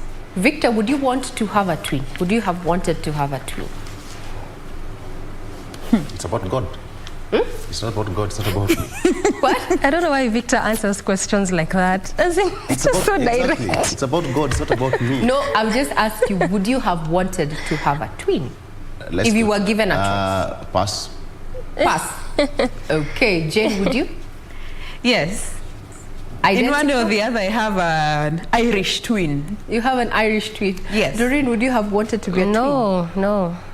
I'm just I'm okay. Oh, wow. And I thank God. I'm good. You want to be the only version of you. What about you, Regina? I would want to have a twin. It would be interesting. It would be interesting. Very and I interesting. actually would have wanted to be a twin where we are identical twins, because I grew up reading this book, Sweet Valley High. You know, we had an Elizabeth, and I can't remember the other twin, and they were always up into some mischief, and they usually got away with it because no one could tell them apart. So from that cheeky aspect, well, I would have loved to be a twin. Now we move away from matters of, twins and performances. Top stories that are making headlines across the globe, and according to this particular paper, is that story that we have highlighted for you now. DRC is firmly a member of EAC. That's the East African Community, but who gains? Now, according to this particular article, there are lots of gains to be experienced from the EAC joining. DRC joining the EAC, given that DRC had applied to join the EAC back in 2019. Now this will allow the Congolese citizens to travel freely to other countries, and trade is expected to be much quicker, simpler and cheaper, which should benefit businesses and consumers in all countries. However, there is an issue of, the issue of integration. We are still working at having a smooth integration across the East African community. And the fact that, the DRC brings in quite the market, that's a population of around 90 million people, expanding the EAC to a trading bloc of 300 million people. Now, it has been termed as huge and a chaotic country compared to the rest of the members of the EAC. Then also looking at the country's somewhat poor infrastructure and insecurity are definitely going to be a matter of concern for partner states. And these are words of Damali Sassali, a trade expert. Well, we'll be keenly looking at that. Doreen. Before actually, Doreen, you jump in on that, there's a caricature here that has been featured on the Daily Nation concerning that whole story of a DRC joining the East African community, and they put it in the form of a Zoom meeting. All right? So it's a Zoom meeting with some of the leaders, the presidents of the East African community countries, and there's the leader of DRC with a pot of gold. Amekuja na pot of gold. He comes bearing gifts. So ndio anakaribishwa, and His Excellency caricature that resembles the President of Kenya says, "Kindly join the meeting." Okay. So again, as you said, so much is being questioned at what they're going to bring onto the table. But again, let's wait and see, But DRC is a land of minerals. They're the one that produce cobalt, which is used for, is it making phones? I think so. And so clearly when it comes to such things as that, and even going by that caricature, they could really be having a lot to bring to the table, aside from the market that they bring over 90 million population to the bloc, because that looks like what is really being talked about so much. Anyway, so let's come to, again, one of those main reads this morning, and this in respect to the primaries as well as the nominations slated to happen amongst different parties, and also that which keenly taking place from April of 16th, particularly for ODM, set to begin this Friday, that is on the 1st. But this particular party, right now, actually, as of last evening, fighting an emerging storm within the ranks after handing out of direct tickets to dozens of members. And also some of these members have been written down here. Key among them include former Garissa governor, who is seeking to recapture that seat of governorship, aspirant Baraza of Kakamega, Hamadi of Kwale, Tindi of Butere, Titus Hamala of Lurambi, Peter Nabulindo, there's Christopher Aseka of Huisero, Emmanuel Wanga of Navaholo, and Silas Amani of Shinyalo. So these are just some of those members that have been awarded direct tickets. But also what is really coming out in respect to this direct ticketing is that they have given this to areas where they only have single candidates in that area. But again, when it comes to the question of nominations, it's clearly not one of those easy exercises to do, especially when it comes to in terms of resources, both financial as well as human resources. And this is particularly even just for bigger or larger parties. Take case in point for parties that enjoy popularity in perhaps, let's say, 40 out of the 47 counties that exist, then it just means that this party has to obviously ensure that they get ballot papers, which again is not cheap. I think one goes for about 30 or 40 shillings because it's one of those very peculiar kind of ballot papers. It needs to have a watermark, it needs to have serial numbers, needs to have non-photocopied features that cannot be photocopied. So clearly not one of those easy tasks. And this means that in every of this county, they have to print these ballot papers. And again, look at parties that perhaps have over 5,000 aspirants, 6,000, perhaps even more of that. It means that, again, they also have to print each of that. And again, looking at the seats, from the civic seats, that is from the seats of MCAs to MPs to senator to governors. So this is partly what informs the direct ticketing. And again, also we'll be seeing a lot of this playing out in most of these parties. Negotiation democracy will clearly also be taking place, as well as that question of consensus.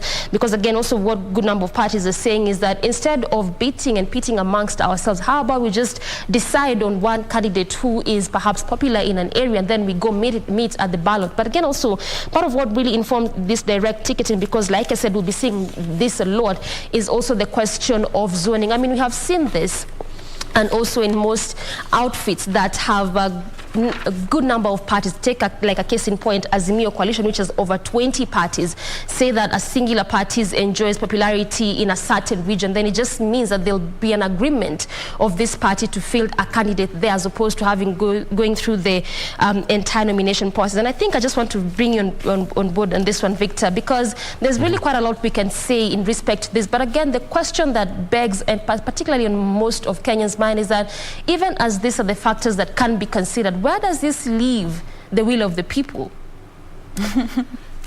The will of the people? Well, the will of the people sometimes goes back to the political parties, because, for example, when you take a case in point of Homa Bay County, they've given that direct ticket to, allegedly given to Gladys Wanga. Homa Bay County has 8 constituencies, and it's split. Now, when you look at the number of voters from each of the constituencies, they will represent a particular voting pattern. Now, the will of the people will come into play, for example, when they go for an election. But you see, the party will have to look at the issues, for example, the ones you've raised, the popularity of the candidate, where we have got a single candidate. In Western Kenya, they have given those direct tickets to strong candidates from who've defected from different parties. Now, it is now the responsibility of the party to explain to the mwananchi, as you put it, the electorate, that this is the situation. For example, if I'm a strong candidate and you want to expose me, or you want to push me for a nomination, and you have another candidate from a different party, most likely that I may lose, or I'll win, but the margin will not be as high as expected. But again, Victor, let me just cut you short on that one. If you're a strong candidate, why wouldn't you be exposed to nominations and the primaries? I mean, you're already strong in that respect. That's the thing. That's why the party, actually, they save, if you ask me, they save, number one, money, resources, ballot papers, time, so that they can concentrate on other constituencies. But then there's that issue of direct nomination, universal suffrage. We have got consensus, and so on, and sort of etc., so to speak. But then now, when it comes to direct nomination, it's allowed in the party structure. The only places, for example, they can have consensus, like in Kwale, the DP had a consensus from with all the different candidates there, and they decided who they're going to give that ticket to. Now, when they go there, ODM or so to speak, Azimio will also have a consensus on who they are going to give that party to. If this party has given their candidate a direct ticket, why do you have to subject the other party, the other candidate, to a nomination? Give him that direct ticket so that they can square it, Ukombele, together. These are the exceptions that usually come in. You see the way in the English language, you can write this way, except. This word can be used except in certain situations. Exactly. And even in the, considering just looking at the household spaces, looking at the parents, yes, they have the goodwill of all the children, but there are certain areas that require direct nomination. Are you know? Free will is not always as freely, willingly given out. I think it's the accept that comes with this political journey that aspirants choose to go by. It's not always going to be rosy, and that's also a situation that ODM party is actually facing. They've actually called it the litmus test for ODM over its nomination process ahead of the general elections. There's so many divisions that are already emerging due to the nomination of its candidates, even as it insists that the only way forward to curb defection will be conducting credible, transparent, democratic, and fair primaries. So fair is what will be tested. It's going to be chaotic. I can assure you that it's going to be chaotic. Yes. You know, the black men in black. Fairness is what will be tested. Nominations in a vita. There you have it. All right, so that brings us to a close of this segment. That's just what the papers had for us today. But we have so much more lined up for you. We want to take a very quick breather, but we'll be back to continue with today's programming. Do stay with us.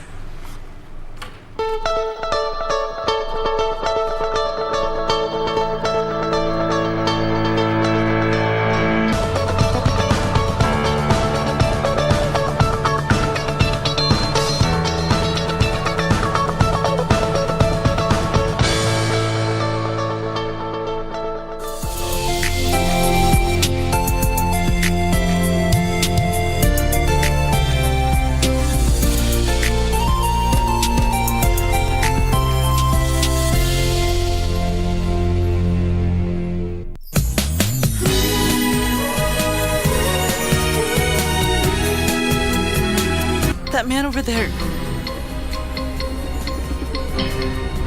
is my ex-husband. Go dig out who this Shannon is. I want to know everything about her. Yes. Pinky's brother! Paulie's going to die. Hurry! What? What? What? Pauline's been in an accident?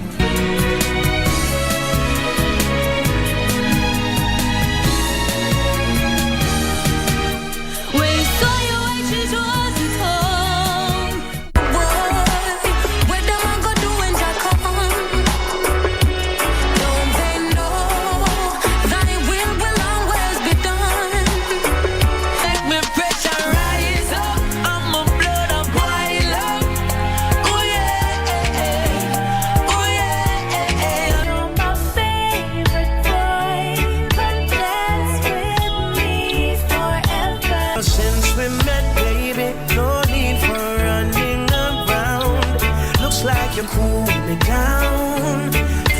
You cool me down. 1, 2, 3. I love you. 4, 5, 6. I miss you. 7, 8, 9. I want you back. Oh baby, I'm telling you, I'm sorry, but I'm leaving you. You never should have made me cry. I'm sorry, but I'm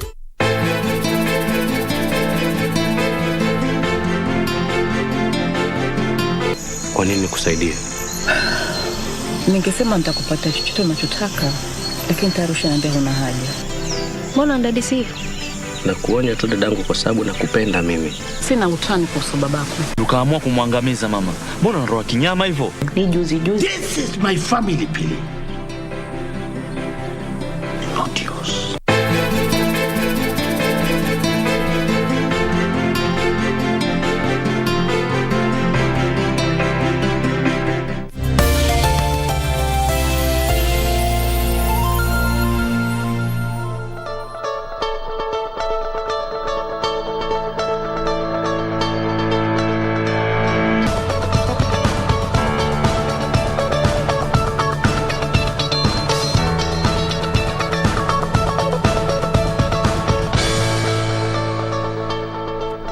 All right, so 7 minutes past 8 a.m. Welcome back to the program. Time for us to quickly look at the roads, and we just want to now focus on that area whereby it is still one of those areas that has been designated for the construction of that bus terminus, and I'm talking about the area around Fig Tree.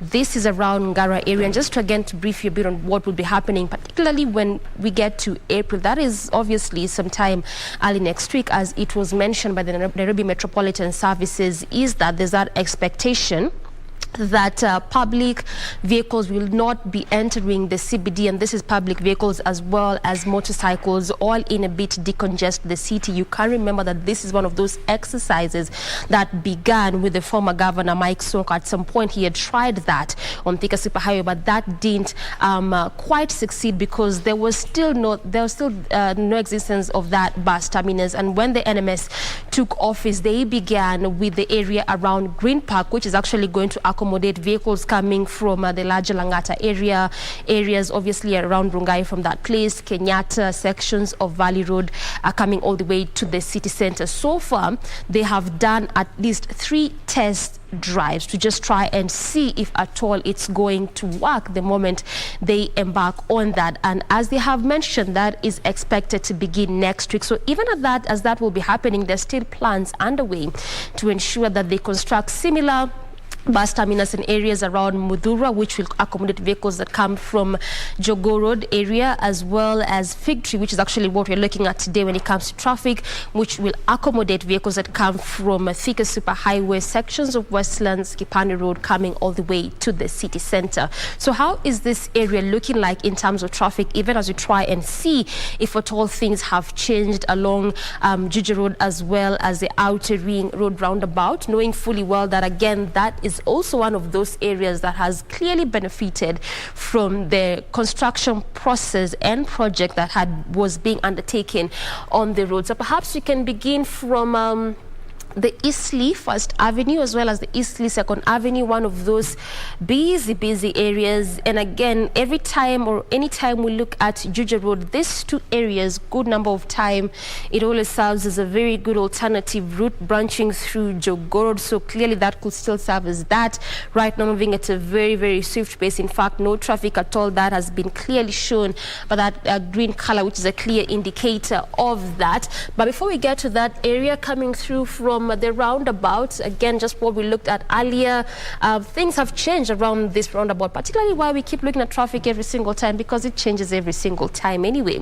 So this is how the roundabout is looking like right now, traffic being witnessed, particularly as you leave the Outer Ring Juja roundabout, heading to areas around Komarok Road there on that specific section. But coming to our area of focus, moving at a very swift pace, this is along Juja Road, but slightly a bit of difference, unlike how it was earlier. A bit of traffic being witnessed there, particularly as you leave the estates heading over to the city center. But that is clearly also much of what we would expect to see, because it's one of those things that we see particularly on most of major roads as you head over to the city center because of obvious reasons. And away from there, coming all the way just past that slight build up there, coming through that entire section on both lanes of this specific road, moving at a very swift pace. Barely any kind of heavy traffic there. That is a big witness around those areas where you really expect to see gridlock around areas of Moiforce's Academy, areas of Lango roundabout there. Some sections of Pangani still moving at a very swift pace all through, just again before you get to the Pangani intersection there. But again, also really doesn't really look that bad around that intersection. So this is actually the area that I'm talking about, one of those, again, very busy areas, and still one of those areas that serves as a very good alternative route for those leaving Thika Superhighway. So again, clearly just what I've seen around the Muthaiga Square right now on that stretch. This is actually that Muthaiga Square. Look at that heavy kind of traffic there, particularly as you come to the city center. That is really being showed by that maroon and red color, which is a clear indicator of that in some sections, heavy kind of traffic at a standstill, in some other sections not moving at all, in some other areas moving at a very slow pace. So you can use the Pangani intersection as your alternative route, but you'll have to make do that traffic there. This is also because along Muranga Road, the same as what we are seeing around the Muthaiga Square is the same as how it is looking around Muranga Road as well as the Globe roundabout. So if you're coming to the city center, you can use that. This is actually the Pangani intersection as your alternative route, because part of where you'll just have to make do with that traffic is around the Ngara area. But away from there, largely as you head over to the city center, moving at a very, very swift pace. Look at that. This is also being seen on both lanes of this entire stretch. There, also around the Eastleigh 1st Avenue as well as the Eastleigh 2nd Avenue. If perhaps you do not want to do that traffic around the Mlango roundabout, you can use that as alternative route. So this is the area that I am talking about. This is the Eastleigh 1st Avenue right there. So that is how it is looking like. Look at that, green all through on both lanes of this entire stretch, clear indicator of no traffic, moving at a very swift pace. So if you're using this particular stretch, where you get to branch off is around the Jogo roundabout there as you head over to the city center. So you can use that as one of your alternative routes. And also, if you're leaving city center, perhaps coming to the estate, still a smooth sailing for you, no traffic at all. This is as you leave CBD, leaving areas of Ngara, Thika Superhighway, coming through Juja Road. But again, that is largely what you'd expect to see. I mean, as you head over to the estates in the early morning hour, you'd barely be expecting to see any kind of heavy traffic, unless it's areas such as Westlands or even Upper Hill, whereby there's a quite good number of businesses on that entire stretch. But that is how it is looking like this morning around the Juja Road area. Let's just quickly also look at the Globe roundabout. This is particularly for our viewers coming still from the area that we are focusing on, as well as leaving areas of Thika Superhighway there. This is how it is looking like this morning. Heavy kind of traffic there.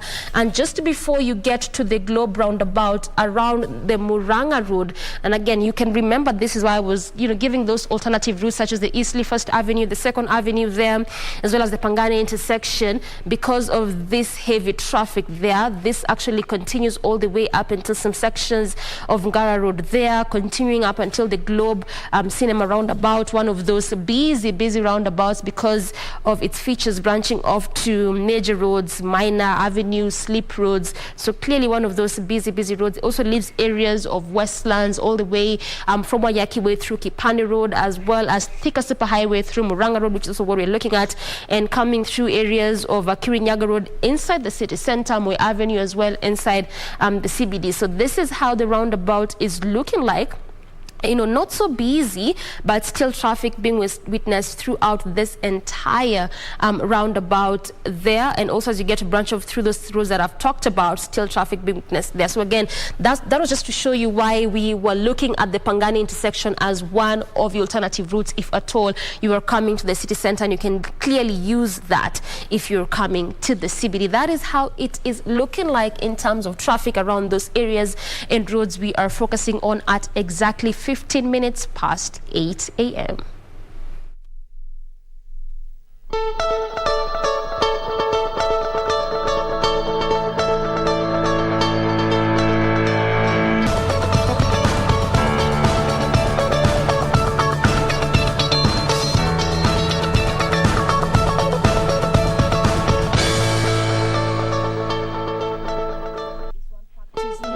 Various parts of this country, different counties, with prevalence being in places such as Kisii, Embu, Meru, Taita Taveta, and even Kuria.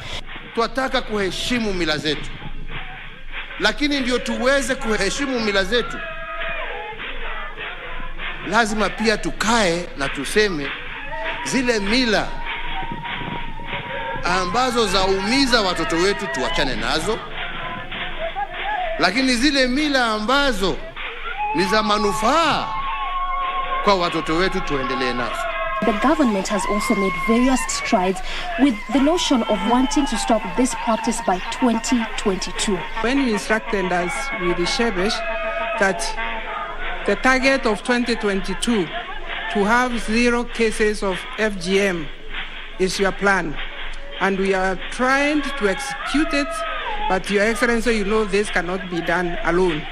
First, let me thank the elders, because when they signed the declaration in the State House about 2 years ago, that was one of the new things that we, as an intervention, because fighting FGM requires several interventions. One of the interventions is where we brought in elders because they are the decision makers. In this documentary, we learn about Nilisema nataka kukeketwa.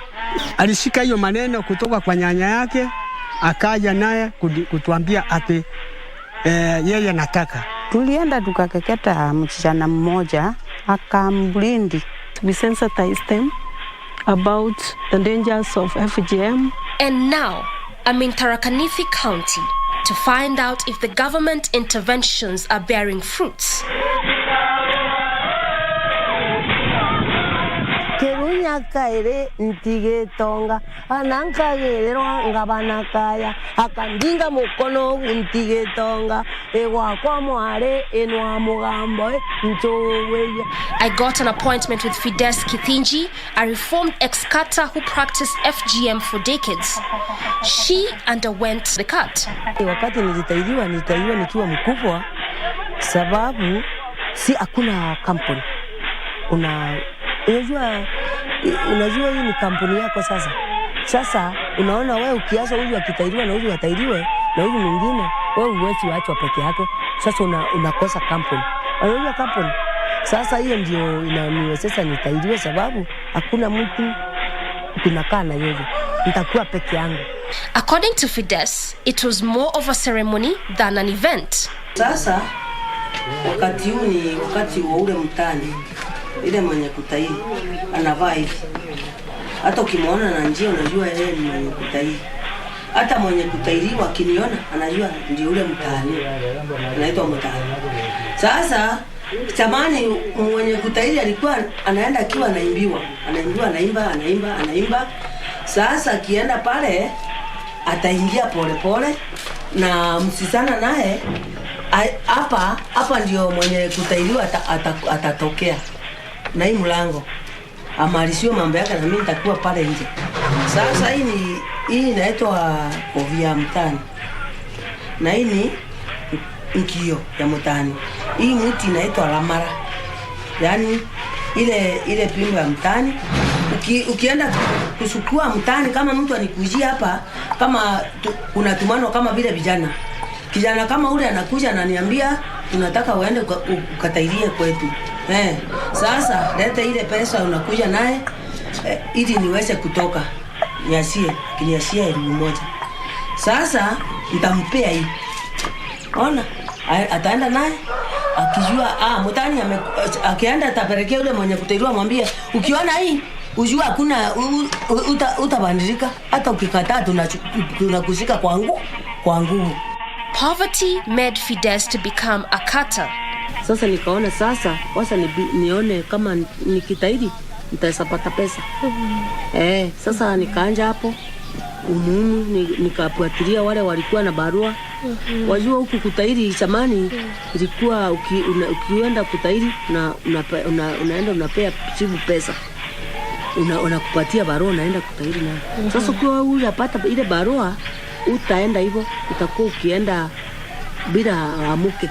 Asubuhi saa 12 umetairi.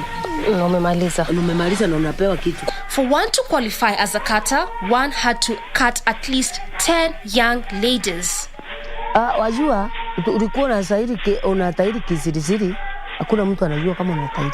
Unaenda unatairi, unakujua unatairi unarudi. Sasa ukirundi vile wajua ni kama vile unapewa mtihani unapita. Sasa ukikuwa na watu 10 wako, sasa hiyo ndio kama unafunuliwa. Unapatiana ile sakura wanakura alafu wanakuambia sasa wewe endelea kabisa. Ni kama vile unafanya mtihani wa form 4 kama ukapita uende university. Later on the day, I received a call from Sarah Karimi from Kirimangare village, Kanjuki sublocation. She is one of the few women who voluntarily went for the cut. Nilisema nataka kukeketwa. Ukeketaji ulikuwa mwingi na ilikuwa ni passion. So kama hujakeketwa hauna kampani.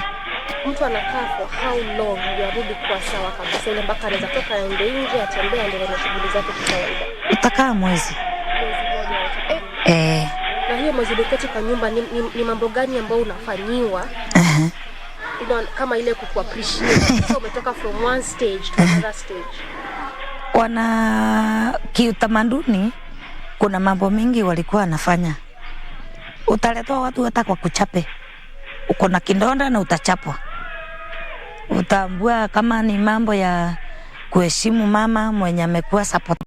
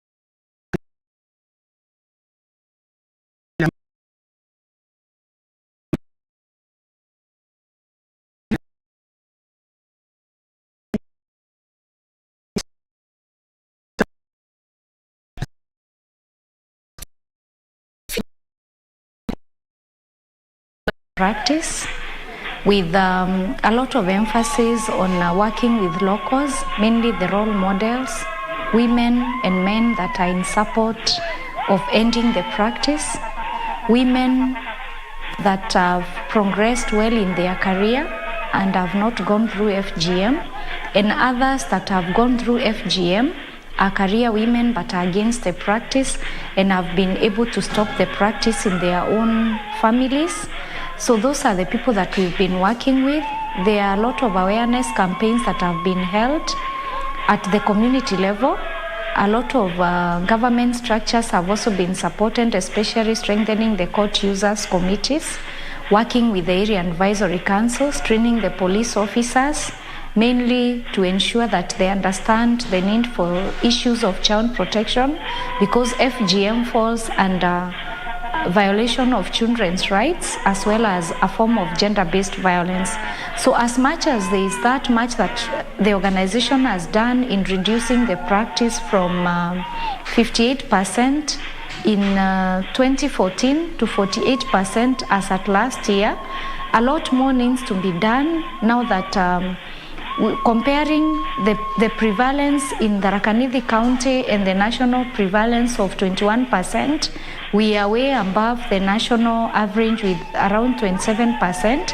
A lot more needs to be done in eradicating the practice, which is quite deep-rooted. And as much as the government is committed to ending the practice in 2022, there is quite some good trial in terms of the government agencies supporting the presidential directive, but there is a lot more that needs to be done by everyone to ensure that the practice is eradicated in 2022. Some children were actually rescued by Plan International, them that were to undergo the cut, and then they picked them. Those are the girls that they hold seminars for, we sensitize them about the dangers of FGM as a woman, as a girl, and even to the education sector. It's dangerous to them. We've held so many seminars and we've taught well about it, and for sure a large percentage is now in schools as a result of those seminars. If you compare FGM prevalence, especially across the county, areas where the literacy levels are very high, people have gone to school, people are in church, people are not poor, the FGM levels are very low. But where the poverty levels are high, there are high levels of illiteracy, then FGM is high. So if we fight poverty, then it will definitely address issues of FGM, because parents will have, they will be financially stable. They can be able to take their children through schools. There is that level of exposure that comes up with the improved level standards of living. There is that interaction with the outside world that brings in the natural transformation from embracing the cultural practices that are retrogressive to encouraging education, to encouraging support of education and hence eradication of FGM in an area. My visit to Tharaka County left me with hope. A hope that come 2022, FGM prevalence will be zero. A hope that girls will be given equal opportunity in the society. I will visit Tharaka again.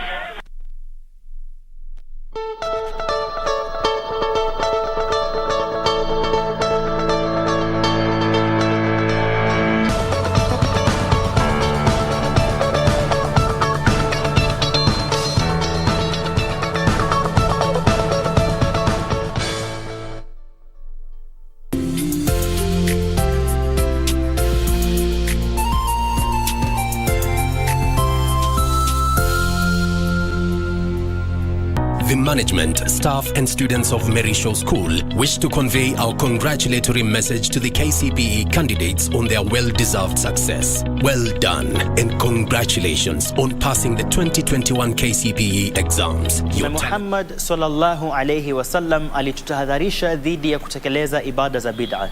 Hivyo basi katika mwezi huu wa Shaaban tunapojitayarisha kuingia katika mwezi wa Ramadhan, tujikurubishe na Allah subhanahu wa ta'ala kwa kutekeleza vitendo ambavyo vitatushikamanisha na ibada yake.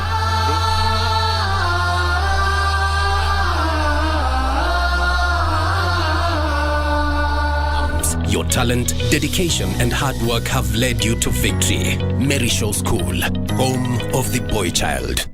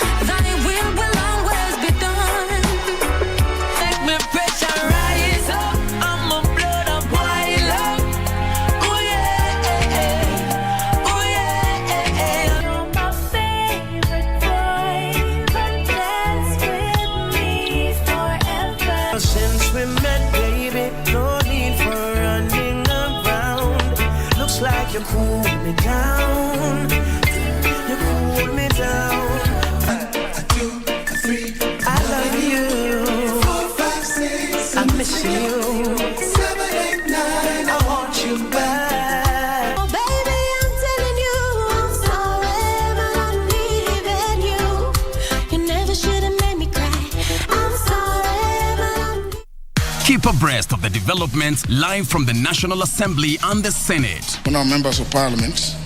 The questions. When is the construction expected to commence? The motions. Beg to give notice of the following motion. The debate. Will as many as one of people say aye?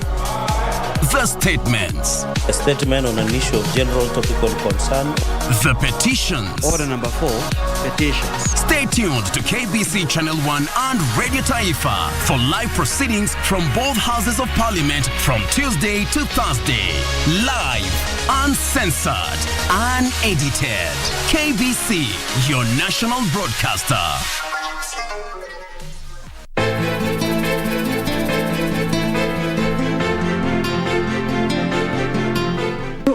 Huoni kama kuna umuhimu wa kunishauri?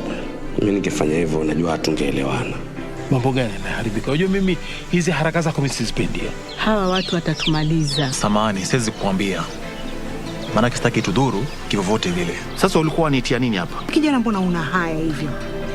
Ni wa wapi lakini wewe? Lakini chunga sana ni nani unayeamua kumzibia siri.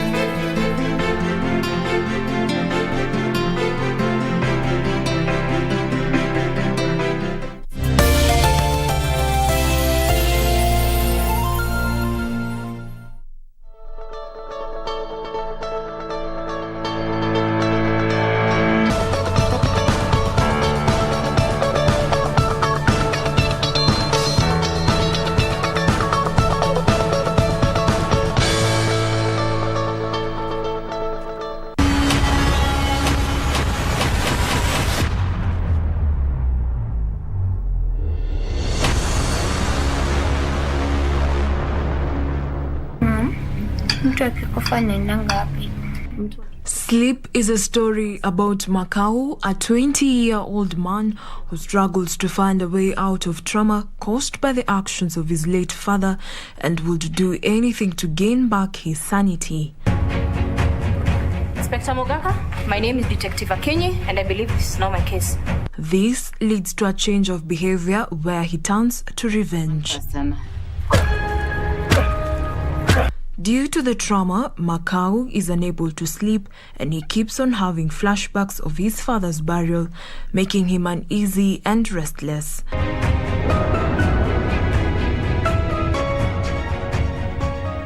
Brian Kabugi plays Makau. casting for Sleep, we just did indoors audition and just to confirm, but we already knew this is the right person to play this. We never had changes. Real Boogie is a household name. Most of the guys have seen him grow. I've seen him grow on TV, and for this role, Boogie was going a different way. He's the lead character, but he just say a single line the entire movie, but all through he's not talking. He's silent all through, and he was just putting the emotions together, and he was speaking through character.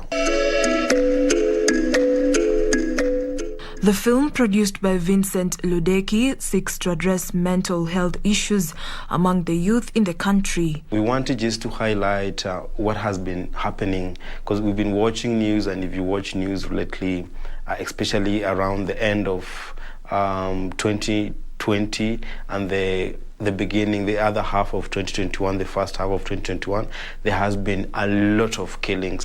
Sleep highlights the burden of depression and how it led to a series of killings at the height of COVID-19 restrictions in the country. We took 14 days to shoot Sleep, and then after 14 days, it has taken us up to almost 4 to 5 months of post-production. A unique feature or a unique dynamic to Sleep compared to my other films that I've done before, I will say it's cinematography.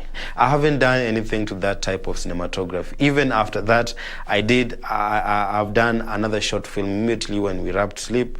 I went to a short film, but still, cinematography for Sleep, it's still in my mind.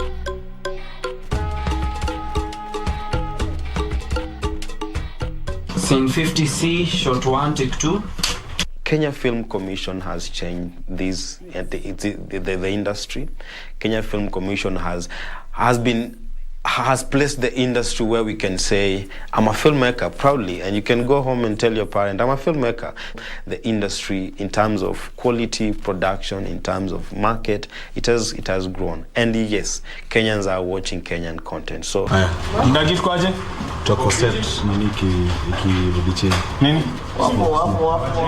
Kenya Film Commission has created a place, the Kenya, I think is Kalasha Market, where Kenyans filmmakers can go and market their content to potential buyers. But we are thinking of, they should come up with an expo where we just want to showcase Kenyan content, and people come and just watch the magic that is being created here.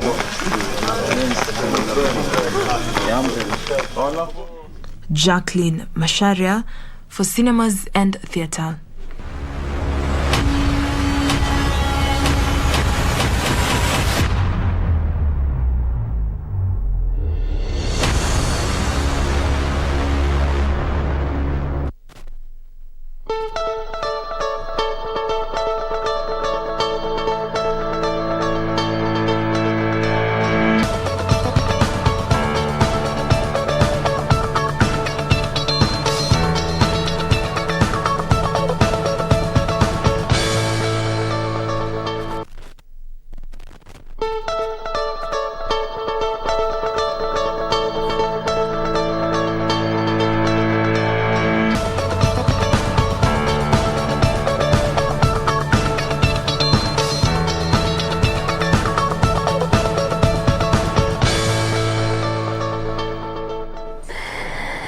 And welcome back to the program. Time for us to have our first conversation this Wednesday morning. It's all about women at the forefront and what they are doing amidst all they have amassed and acquired. What else are they doing when it comes to giving back to the communities, the society, and in what way are they doing this? This is the conversation we are about to have just right now. Lydia Tet Olet is my guest today. She is the founder, Kenya and Friends in the Park, as well as the founder, Malaika Dance Unique. She also describes herself as a philanthropist. Mtu wa kupeana.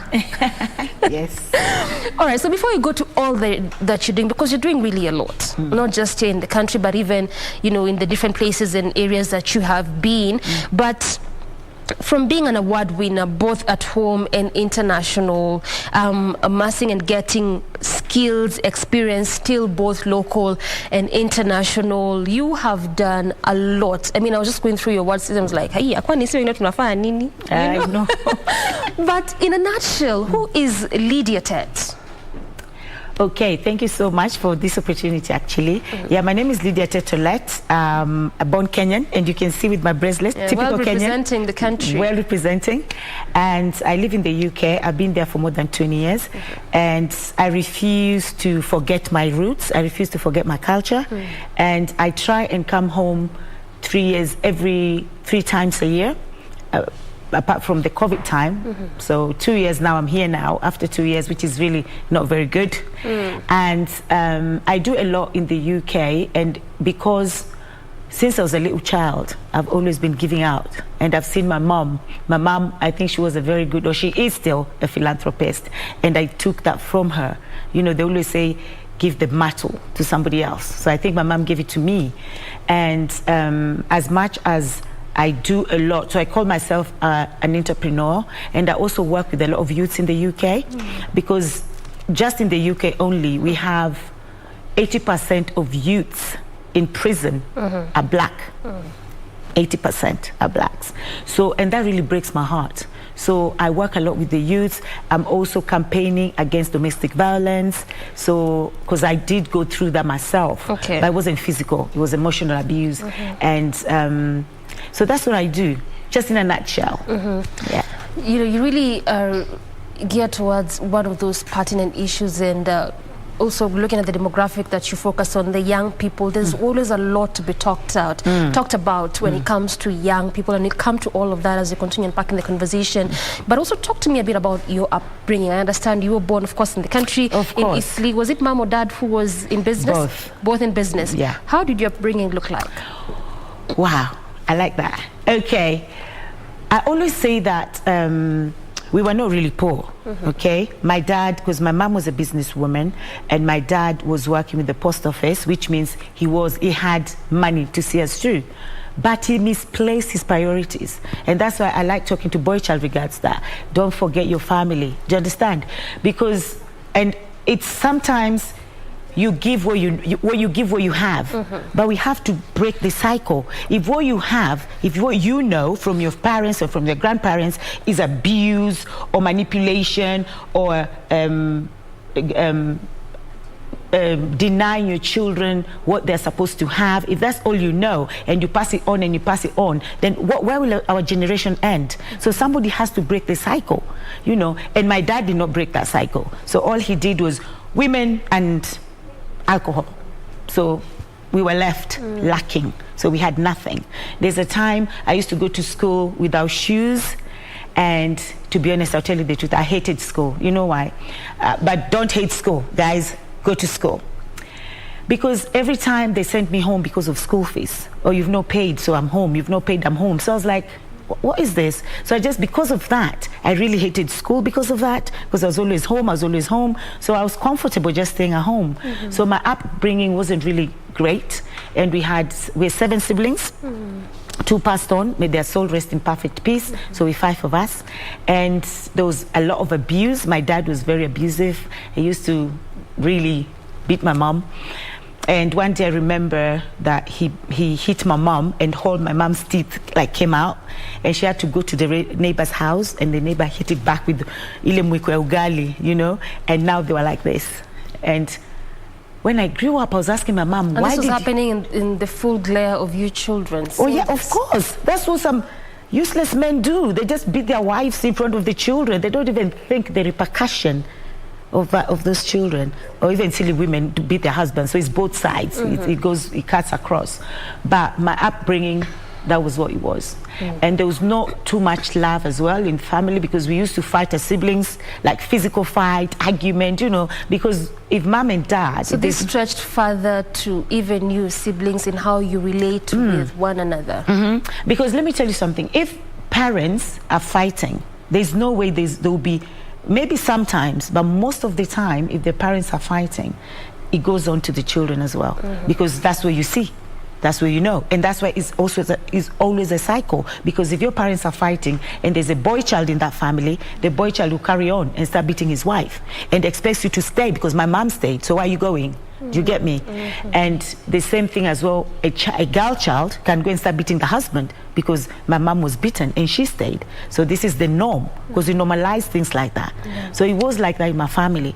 But I say that if I was to have children, because I did say I don't want children. That was my motto every time. I was like, I do not want to bring children in this world. And then I see them going through what I went through as a child. And also... So these things usually have that long-term repercussion like that. Exactly. Even on the mindset of... Exactly. Those that get to either experience it primarily or secondarily, you know, like for you as children, you were actually seeing this, maybe not quite to you, but you were seeing this happening.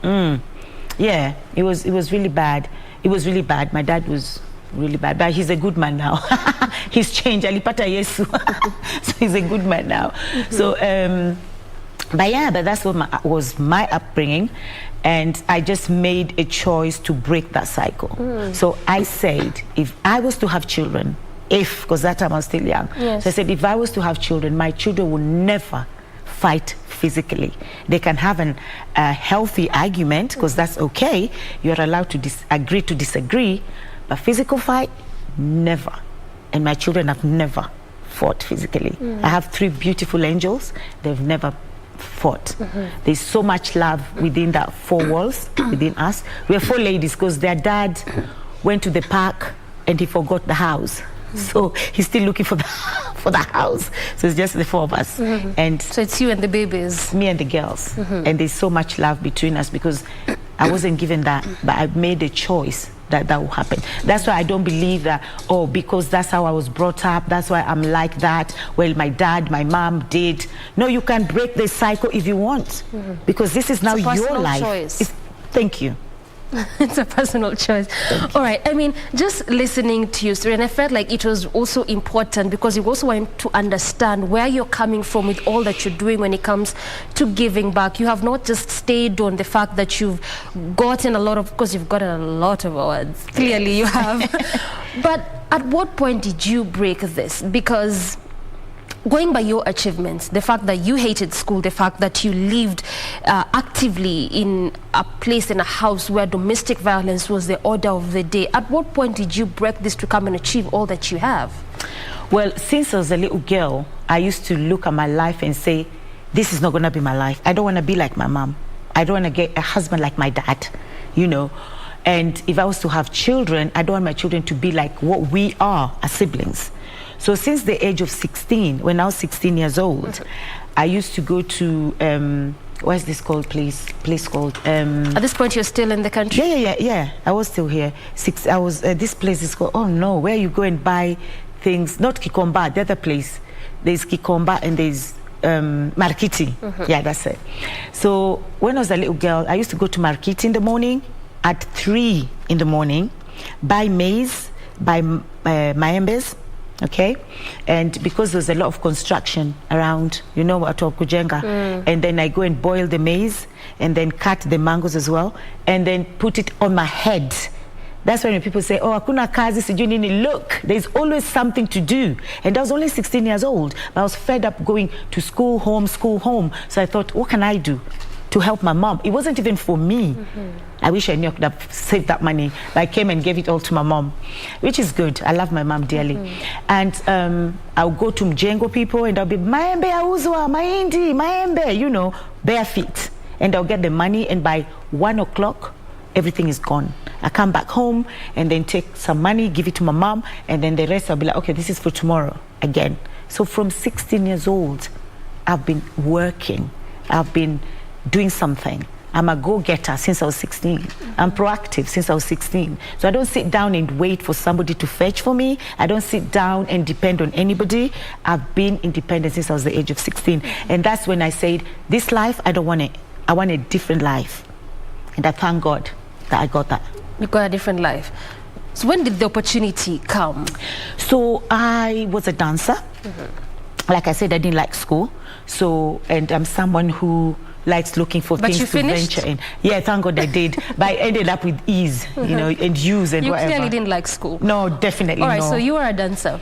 Yes, so I was a dancer, and you know, before that, because I was looking for what can I do with this qualification. I mean, look at this, no one can employ me, and I love dancing, and that's something that has been, and I just realized, why do I like dancing so much? And I sing, I'm an artist, okay, and it was my dad actually. My dad was, you know, those Gormahia songs, that all those Gormahias, apparently is my dad who started them, and I didn't know this until at a later date.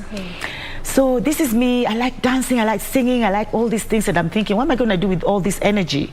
So I started seeing people dancing utamaduni, you know, and I was like, God, I'm so interested in this. So I went to African Heritage, and I started learning how to dance. And of course, in an African setting or black community, you do not dance. You're either a lawyer, a doctor, engineer, or a failure. So for me, I think I was in that category of failure, but I didn't mind that, provided it's gonna get money. So I started dancing, African dancing, not pole dancing. So I was just doing African dancing, and I started in African Heritage, and then now we're going to Machakos to perform and to dance as well in one hotel. And every time I was sitting in that matatu, I kept on saying, I look up, and I'll see planes passing, and I'm like, yo ndege, one day nitaipanda, come rain come shine.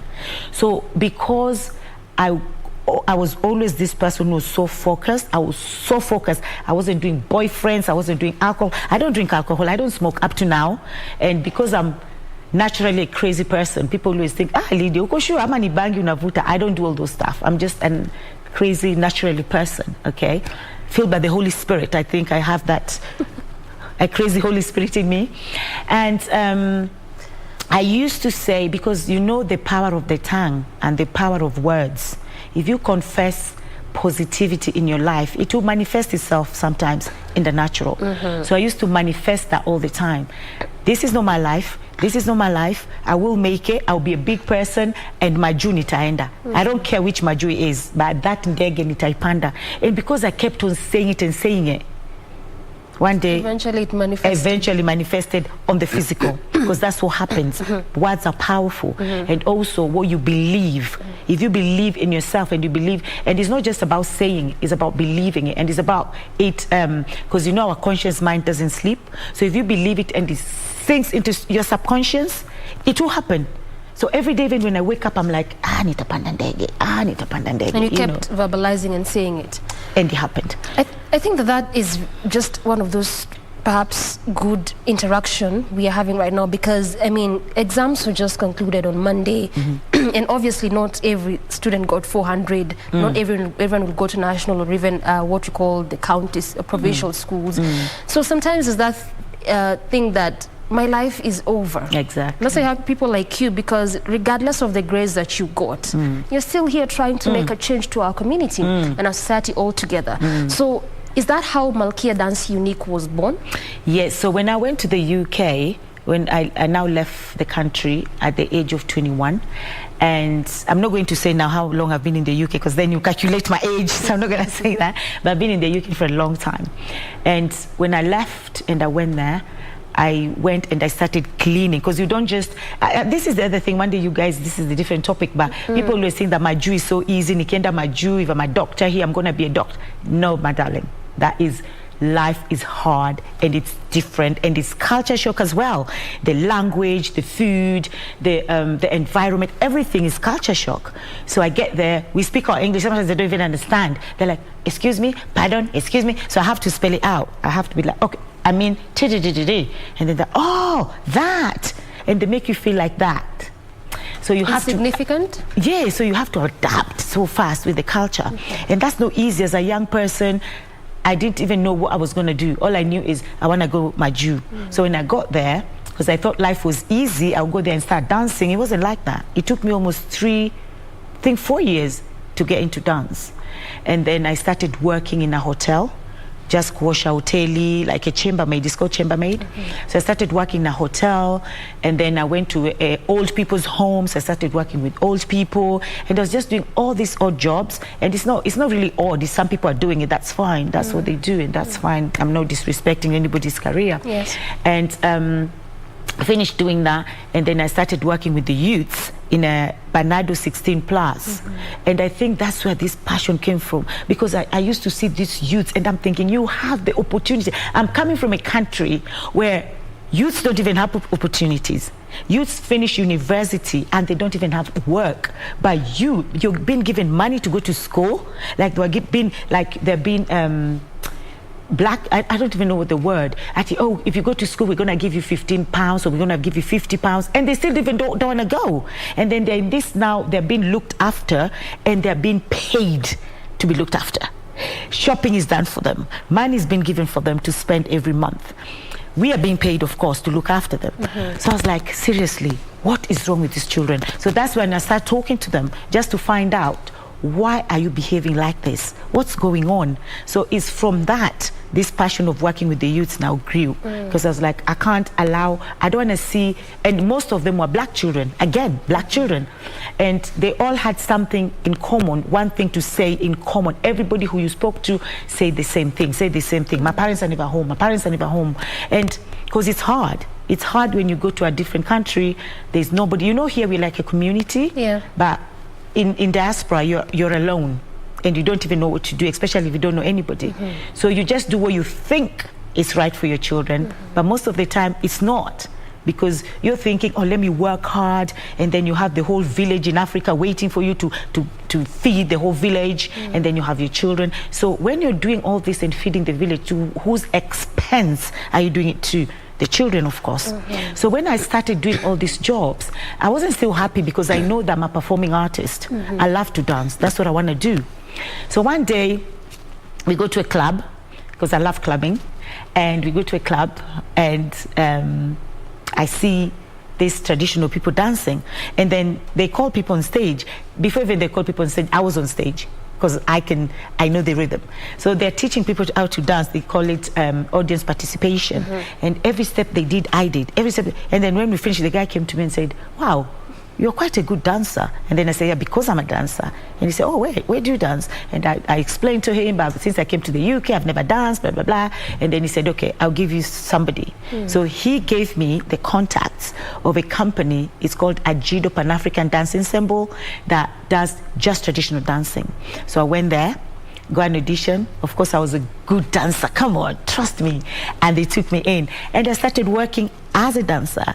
But when I was now working as a dancer, I thought, is this my life? I can't just dance. I need to do something. So now, that's when I realized it's not that I really did not like education, it's the fact that I wasn't given the opportunity to actually learn, because now I started learning new things. So now I'm a writer, I've done my own play, I'm an Hollywood actress in the UK. I work in schools, so I teach in mainstream schools. I teach them about the African culture, but I stay with Kenyan culture because I know more about Kenyan culture. Not everything though. And we do all this, like all these little ones. I do it by myself in schools. I do a lot of anything to do with performing arts, I'm in it. And I'm also doing insurance as well. And a lot of Kenyans don't like to hear that because they say, hatutaki kukufa, usituambie about insurance. all right. So ideally, that is how MDU was birthed. Yes. And I've started a bit of contradiction there. You said that is after you went the clubbing, and then you had earlier on said that you don't drink, you've never drunk. Anyway. Yeah, I do. I don't. All right. Yeah. I hear you. But I like clubbing though. I hear you. Yeah. Okay. So I want us to take a very quick break. But when we return, we'll be looking at the whole aspect of the MDU, because it's not just about entertainment, because you're also involved in largely creative educational, particularly when it comes to communities. And that's what I want us to focus, because it's also geared towards giving back and trying to look how you can get those loopholes and try to see how you can assist persons in our societies and communities all together. Yeah. All right? Yeah, that's fine. Time for that break. We return with this conversation. Stay with us.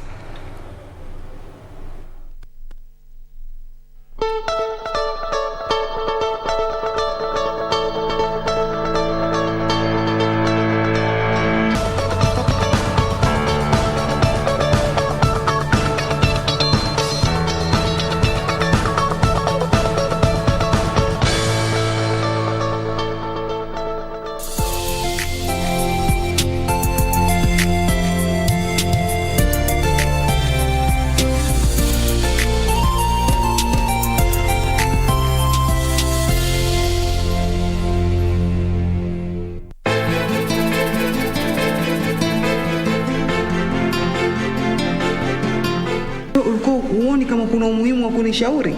Mimi ningefanya hivyo najua hatungeelewana. Mambo gani yanaharibika? Unajua mimi hizi haraka zako mimi sizipendi. Hawa watu watatumaliza. Samahani, siwezi kukwambia. Maana sitaki tudhuru kivyovyote vile. Sasa ulikuwa unitia nini hapa? Kijana, mbona una haya hivyo? Ni wa wapi lakini wewe? Lakini chunga sana ni nani unayeamua kumzibia siri.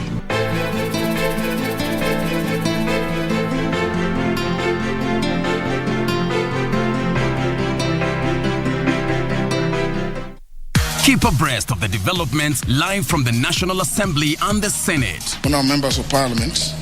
The questions. When is the construction expected to commence? The motions. Beg to give notice of the following motion. The debate. Will as many as want to be to say aye.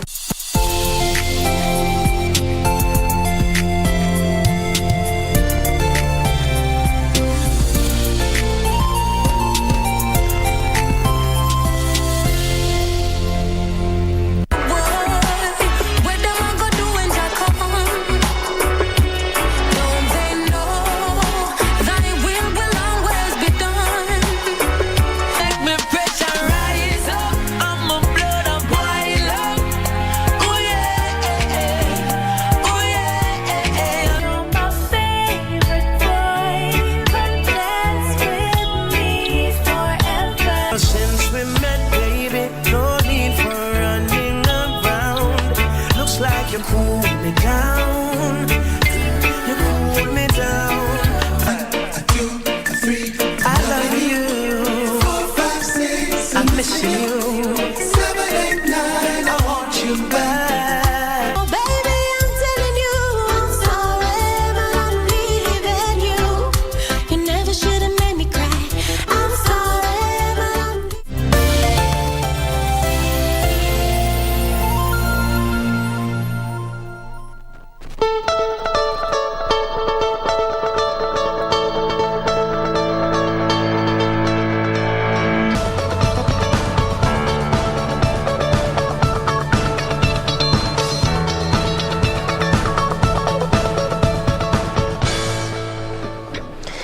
Welcome back and many thanks for staying with us. We continue with our conversation on Women at the Forefront, still joined by Lydia Tet, founder Malaika Dance Unique, as well as founder Kenya and Friends in the Park, and also a philanthropist. Before we went on break, Lydia, we were just trying to understand how MDU came about and what prompted it. But let's now focus on the work it's doing, particularly when it comes to that creative of education, when it comes to societies and communities. And just want us to start with how you get to do this. Okay.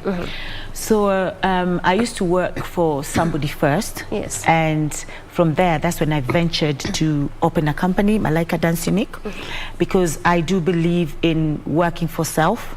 That's what I believe, and I'm not saying don't work for somebody, but that's what I believe, that if I work for self, then I have the freedom to do what I want to do.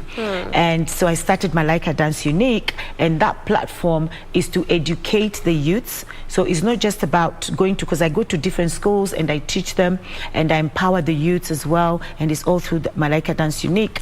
And there's a lot of children, especially in the UK, who have totally forgotten their culture, and they don't want to be associated with the country they either their parents come from or they come from, because either they went to the UK when they were young. That means they're from whatever country they came from, or they were born there. But whether they were born there, their parents come from somewhere, or their generation, it doesn't matter if it's the 5th to the 6th, but they do have somewhere the roots. And we have a lot of people, children who are like, no, I'm not from Kenya, or I'm not Nigerian, or whatever.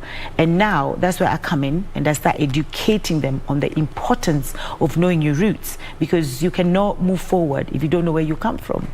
And through that, I've actually seen change a lot, and I've seen youths coming to tell me, oh, now I can actually proudly say I'm from Morocco, or I'm from Nigeria, and I'm from this country.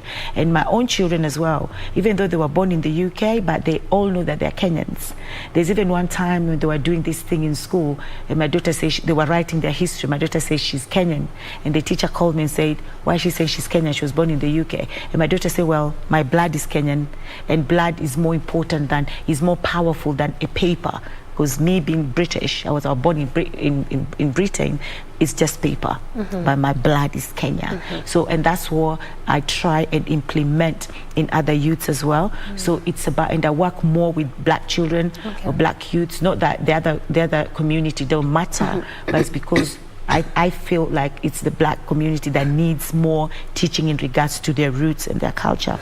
So that is something that we do as well. And we also go to the community, and if they have like a wedding or we go and work with the children, because when they're going to, if you're going to a wedding or you're going to a celebration or it's a community event, people come with their children.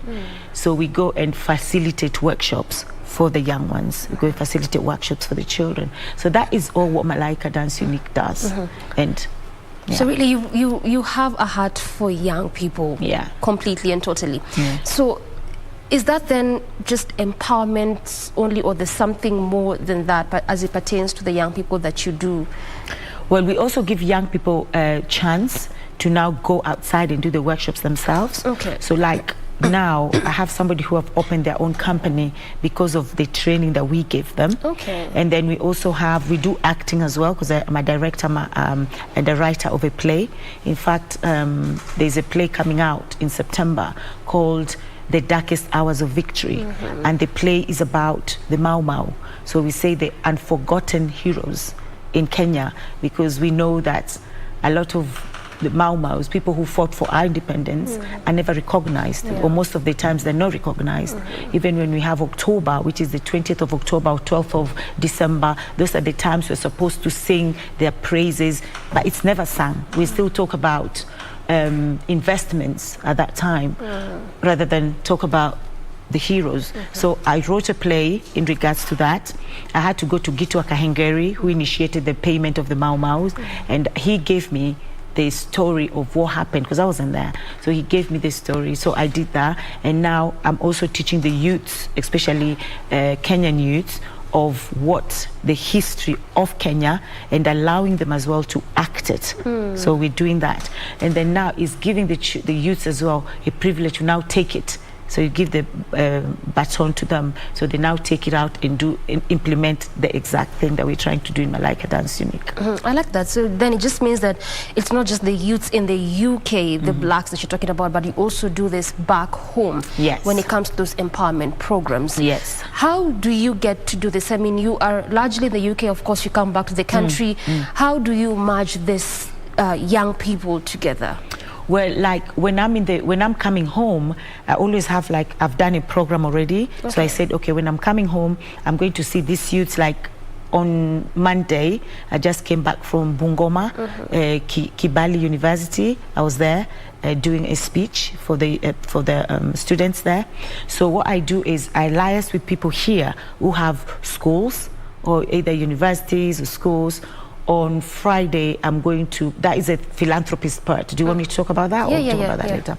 So on Friday, there's a school. As a philanthropist now, I work with different charities here in Kenya as well.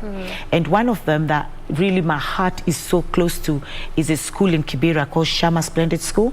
So when I first met them, it was taught, you know how the schools are. Even the lab was scary, because it's all made of mabati, you know, and I'm thinking, all these chemicals that you guys are using, this is really dangerous, because it gets really hot. So we go in that school as Kenya and Friends in the Park, and we are rebuilding the school, which we have.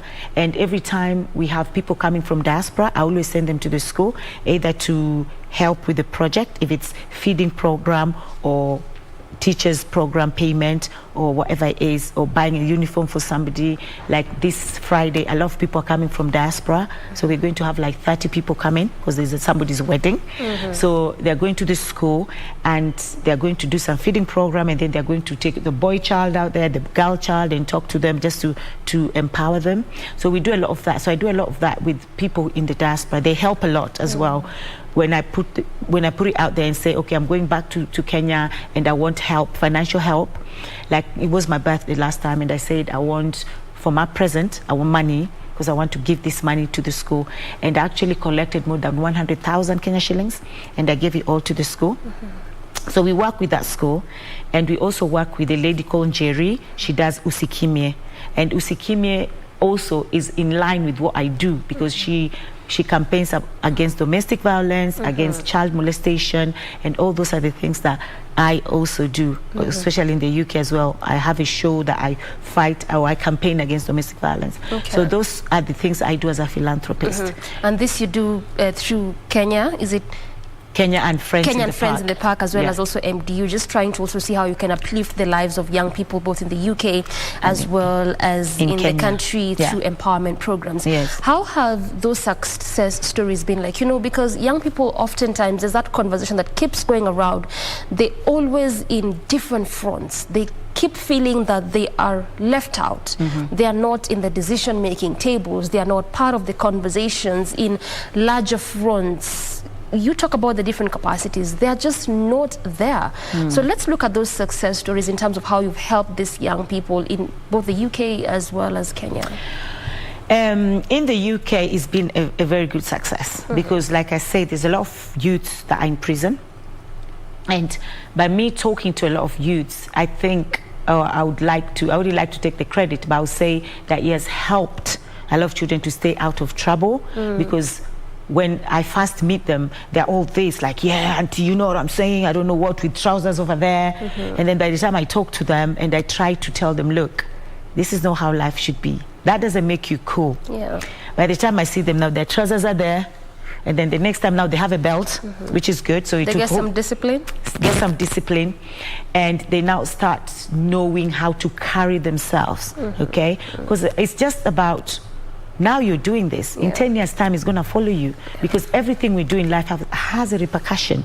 It's like you're planting a seed. The seed will grow, and someone has to harvest that seed. It might be your grandchildren. So imagine you're old, you're around 70 or whatever, sitting down there and looking at your grandchild because now your grandchild is reaping the seed that you planted.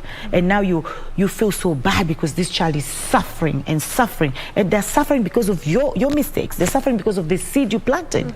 So when I talk to them like this, and wow, they start seeing reasoning. And they're like, well, we never saw it like that. Because I'm like, you're not going to be 18 forever. I was 18 once upon a time. I'm not 18 anymore. You're not going to be 20 forever.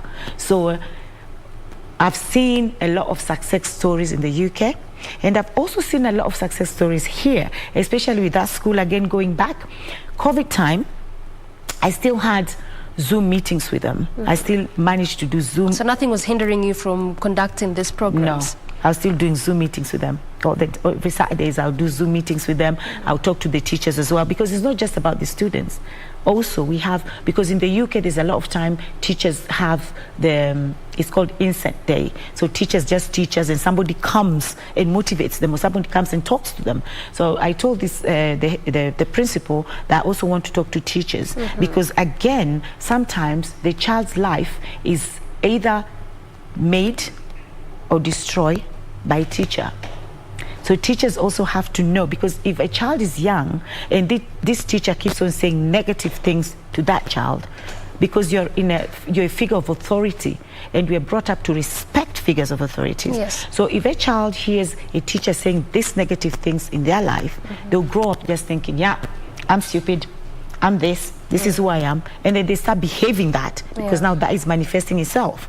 So I have to talk to the teachers as well and say, guys, you really need to know how you talk to the children.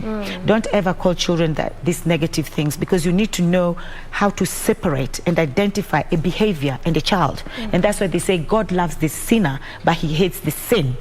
So you need to identify this is a mistake that the child did, but the child is not stupid because they did this. It's the behavior that was stupid. So we need to identify that and stop calling children these names. And I saw a success story, especially when it came to COVID. Only 2 girls got pregnant in the school when they were 16 or 17. But a lot of them were focused. And I'm not saying these girls were not focused, but I'm just saying we all know that we need to focus and be older before you have children, because you need to know, how am I going to bring up these children? Because you don't want to bring children and then let the society or the community or your parents bring up these children for you. You need to be ready for that. So at 16 or 17, you're not ready for that, to be honest. And only 2 girls got pregnant, but even if they did, I still managed to talk to them, and I was like, guys, this is a mistake, but you're not a mistake. What you did was a mistake, but you're not a mistake, and that child is a blessing. That child is not a mistake either, because the child is now here. This child is a blessing. So we need to see how we're going to grow this child and also grow you at the same time. So, but a lot of girls came to me and said, wow, it's because of you I focus. So they feel the impact of what you're doing. They feel the impact. And you also largely 100%. deal with behavior change amongst these young people. Yes, we need to talk about that. We talk about the behavior, and we talk to the boy child, and we also talk to the girl child, because what happens is we do a lot of girl empowerment, girl child empowerment. At the expense of the boy? We forget the boy. Now we need to actually also empower the boy to the standard of the girl, of this empowered girl. This empowered girl, okay? Because if you don't do anything with the boy child will come and destroy this girl child anyway. You understand? So we need to take both of them through this journey, not just one and leave the other. And actually, for a good time, I kept thinking that we're really doing, and I'm a lady, obviously, and it's good.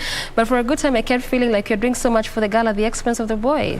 It just needs to be a concerted effort. Yeah, we need to balance it. But now we've forgotten the boy child. We're just concentrating on, girl has to be empowered, has to be empowered. But you're forgetting one gender.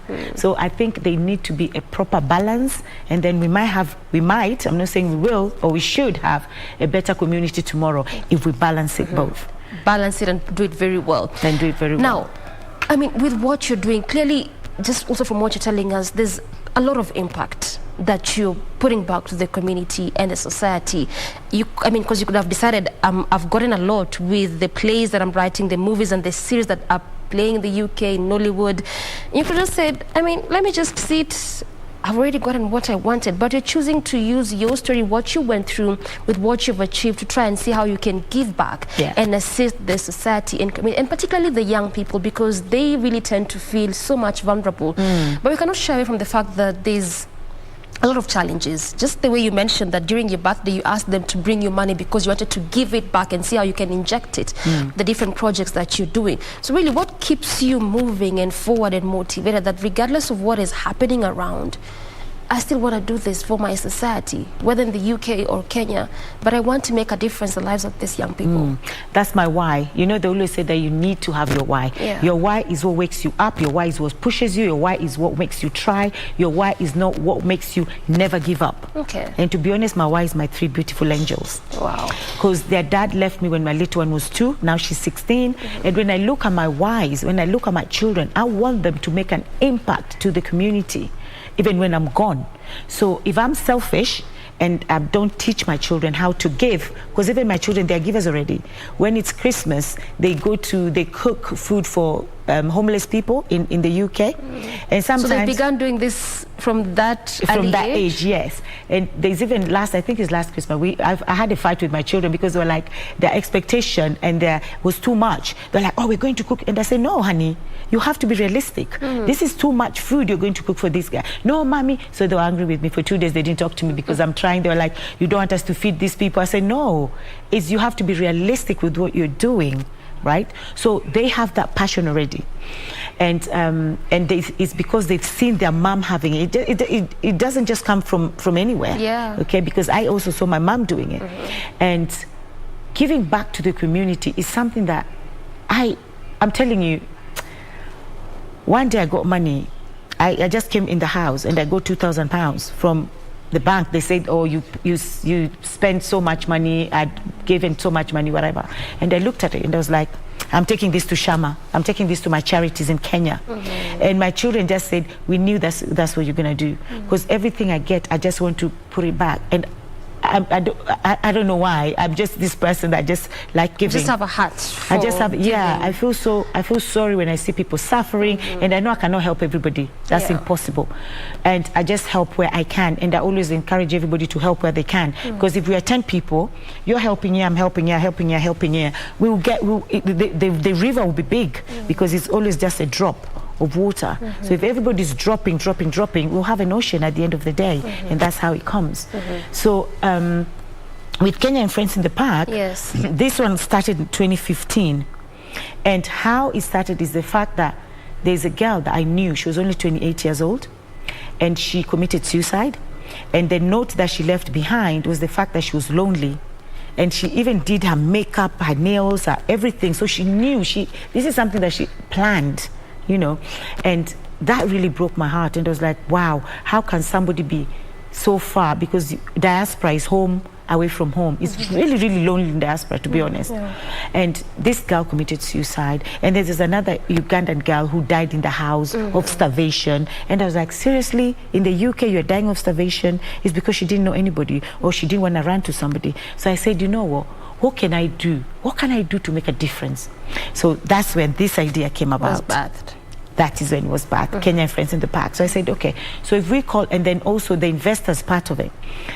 In diaspora, we send so much money back home, and I'm sure you've heard of these stories. Yeah. And they show you a big building, but it's on their name, so it's not yours. A very beautiful house. Or they build your house, and when you enter, you're like this, because the walls are like this. So you send 10,000, they only spend 1,000. That house is totally rubbish. Or they don't do anything. So you come back and it's just water. There's nothing. So because of that, a lot of people in diaspora gave up and said, I'm not going to develop in Kenya anymore, develop Kenya. I'm not going to build in Kenya. I'm not going to invest in Kenya. I've had enough, because these are family members, friends, cousins, doing this to them. So that also triggered me to start Kenya and Friends in the Park, because I was thinking, okay, so if we bring investors from Kenya, and that's why we could normally come here every year, me and my partner, she's going to another meeting because she couldn't be here. So we bring all the investors from Kenya and give business to people in Kenya, then here who are looking for diaspora clients, and also give diaspora a room that they can now invest in Kenya peacefully, knowing that if I'm going to buy a house, I know the house is there. All right, so for you it's more of just trying to see how you can make a difference, give back, assist in one way or the other. Yes. Good place to end this conversation. Yes. I've been speaking to Lydia Tet Olet, founder Kenya and Friends in the Park, as well as founder Malaika Dance Unique, and also a philanthropist, talking to us about her story and what she gets to do in the society, both in the UK as well as Kenya. We finish the show at this point as we pave way for Parliament coming up next.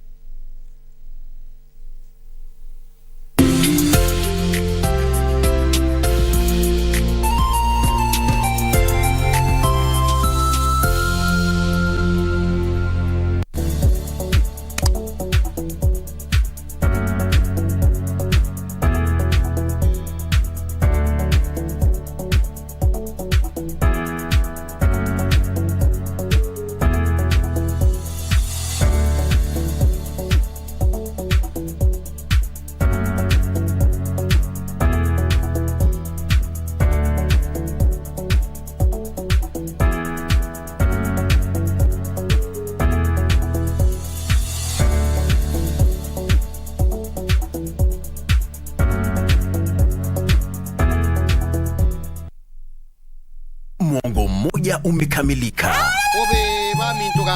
Twarejea kwa udi na uvumba, kwa vishindo si haba, nderemo na vifijo. Tulia tuli, maana mambo si kama kawaida tena, kwani kupitia runinga yako ya KBC ushapata tarehe. Vitimbi hivi karibuni. Dos divididos por una sombra de traición. That's Renata, Alonso's fiancée, and she's kissing someone else. Oh, I'll use my phone to take a picture. Rafaela, please, what's wrong? Did somebody hurt you or something? As of today, Antonio is the owner of 30% of the shares of Quadro Corporation. Your fiancée is cheating on you. I saw her kissing another man last night. If you don't stop calling and give me peace, I'll tell the man you were stalking me. Now get out of my house. Carla! Get out if you don't want me to call the police. Lying Heart. Fue sembrando el veneno y la ambición.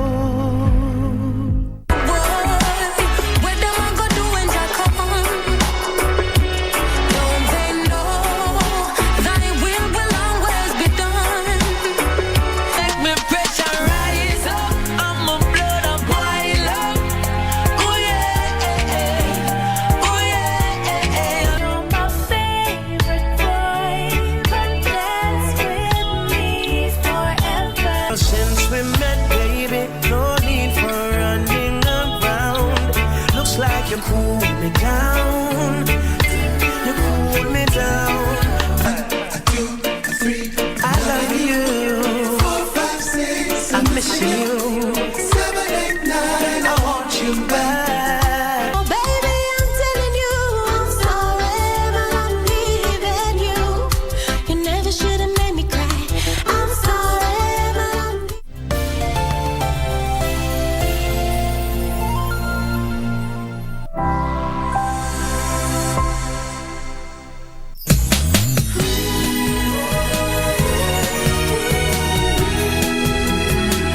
That man over there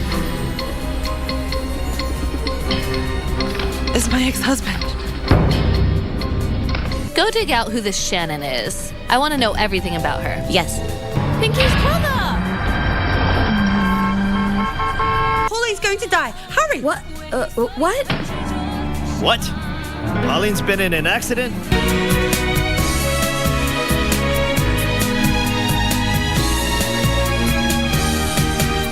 We saw you when she wasn't home.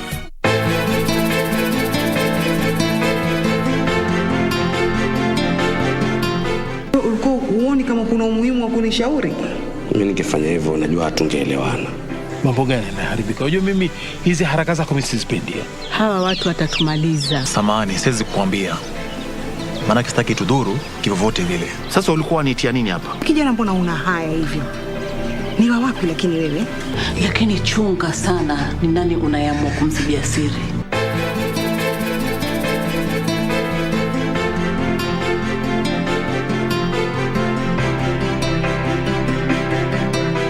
Mundos divididos por una sombra de traición. Will you marry me, Renata? At this point, we can't do anything to help him. We can only wait. I think you had better leave. I'm so disappointed in you. I don't understand him, Mariela. I swear to you, I don't get him at all. Who's this? Hey, hey!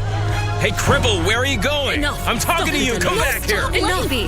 You're totally right. It would be the most stupid thing for the two not to marry.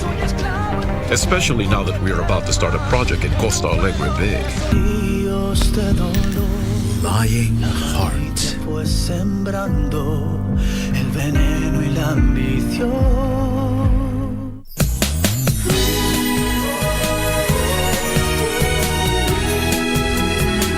That man over there is my ex-husband. Go dig out who this Shannon is. I want to know everything about her. Yes. Pinky's brother! Paulie's going to die. Hurry! What? What? What?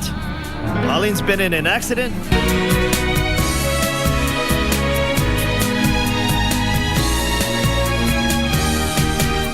We saw you when she wasn't home.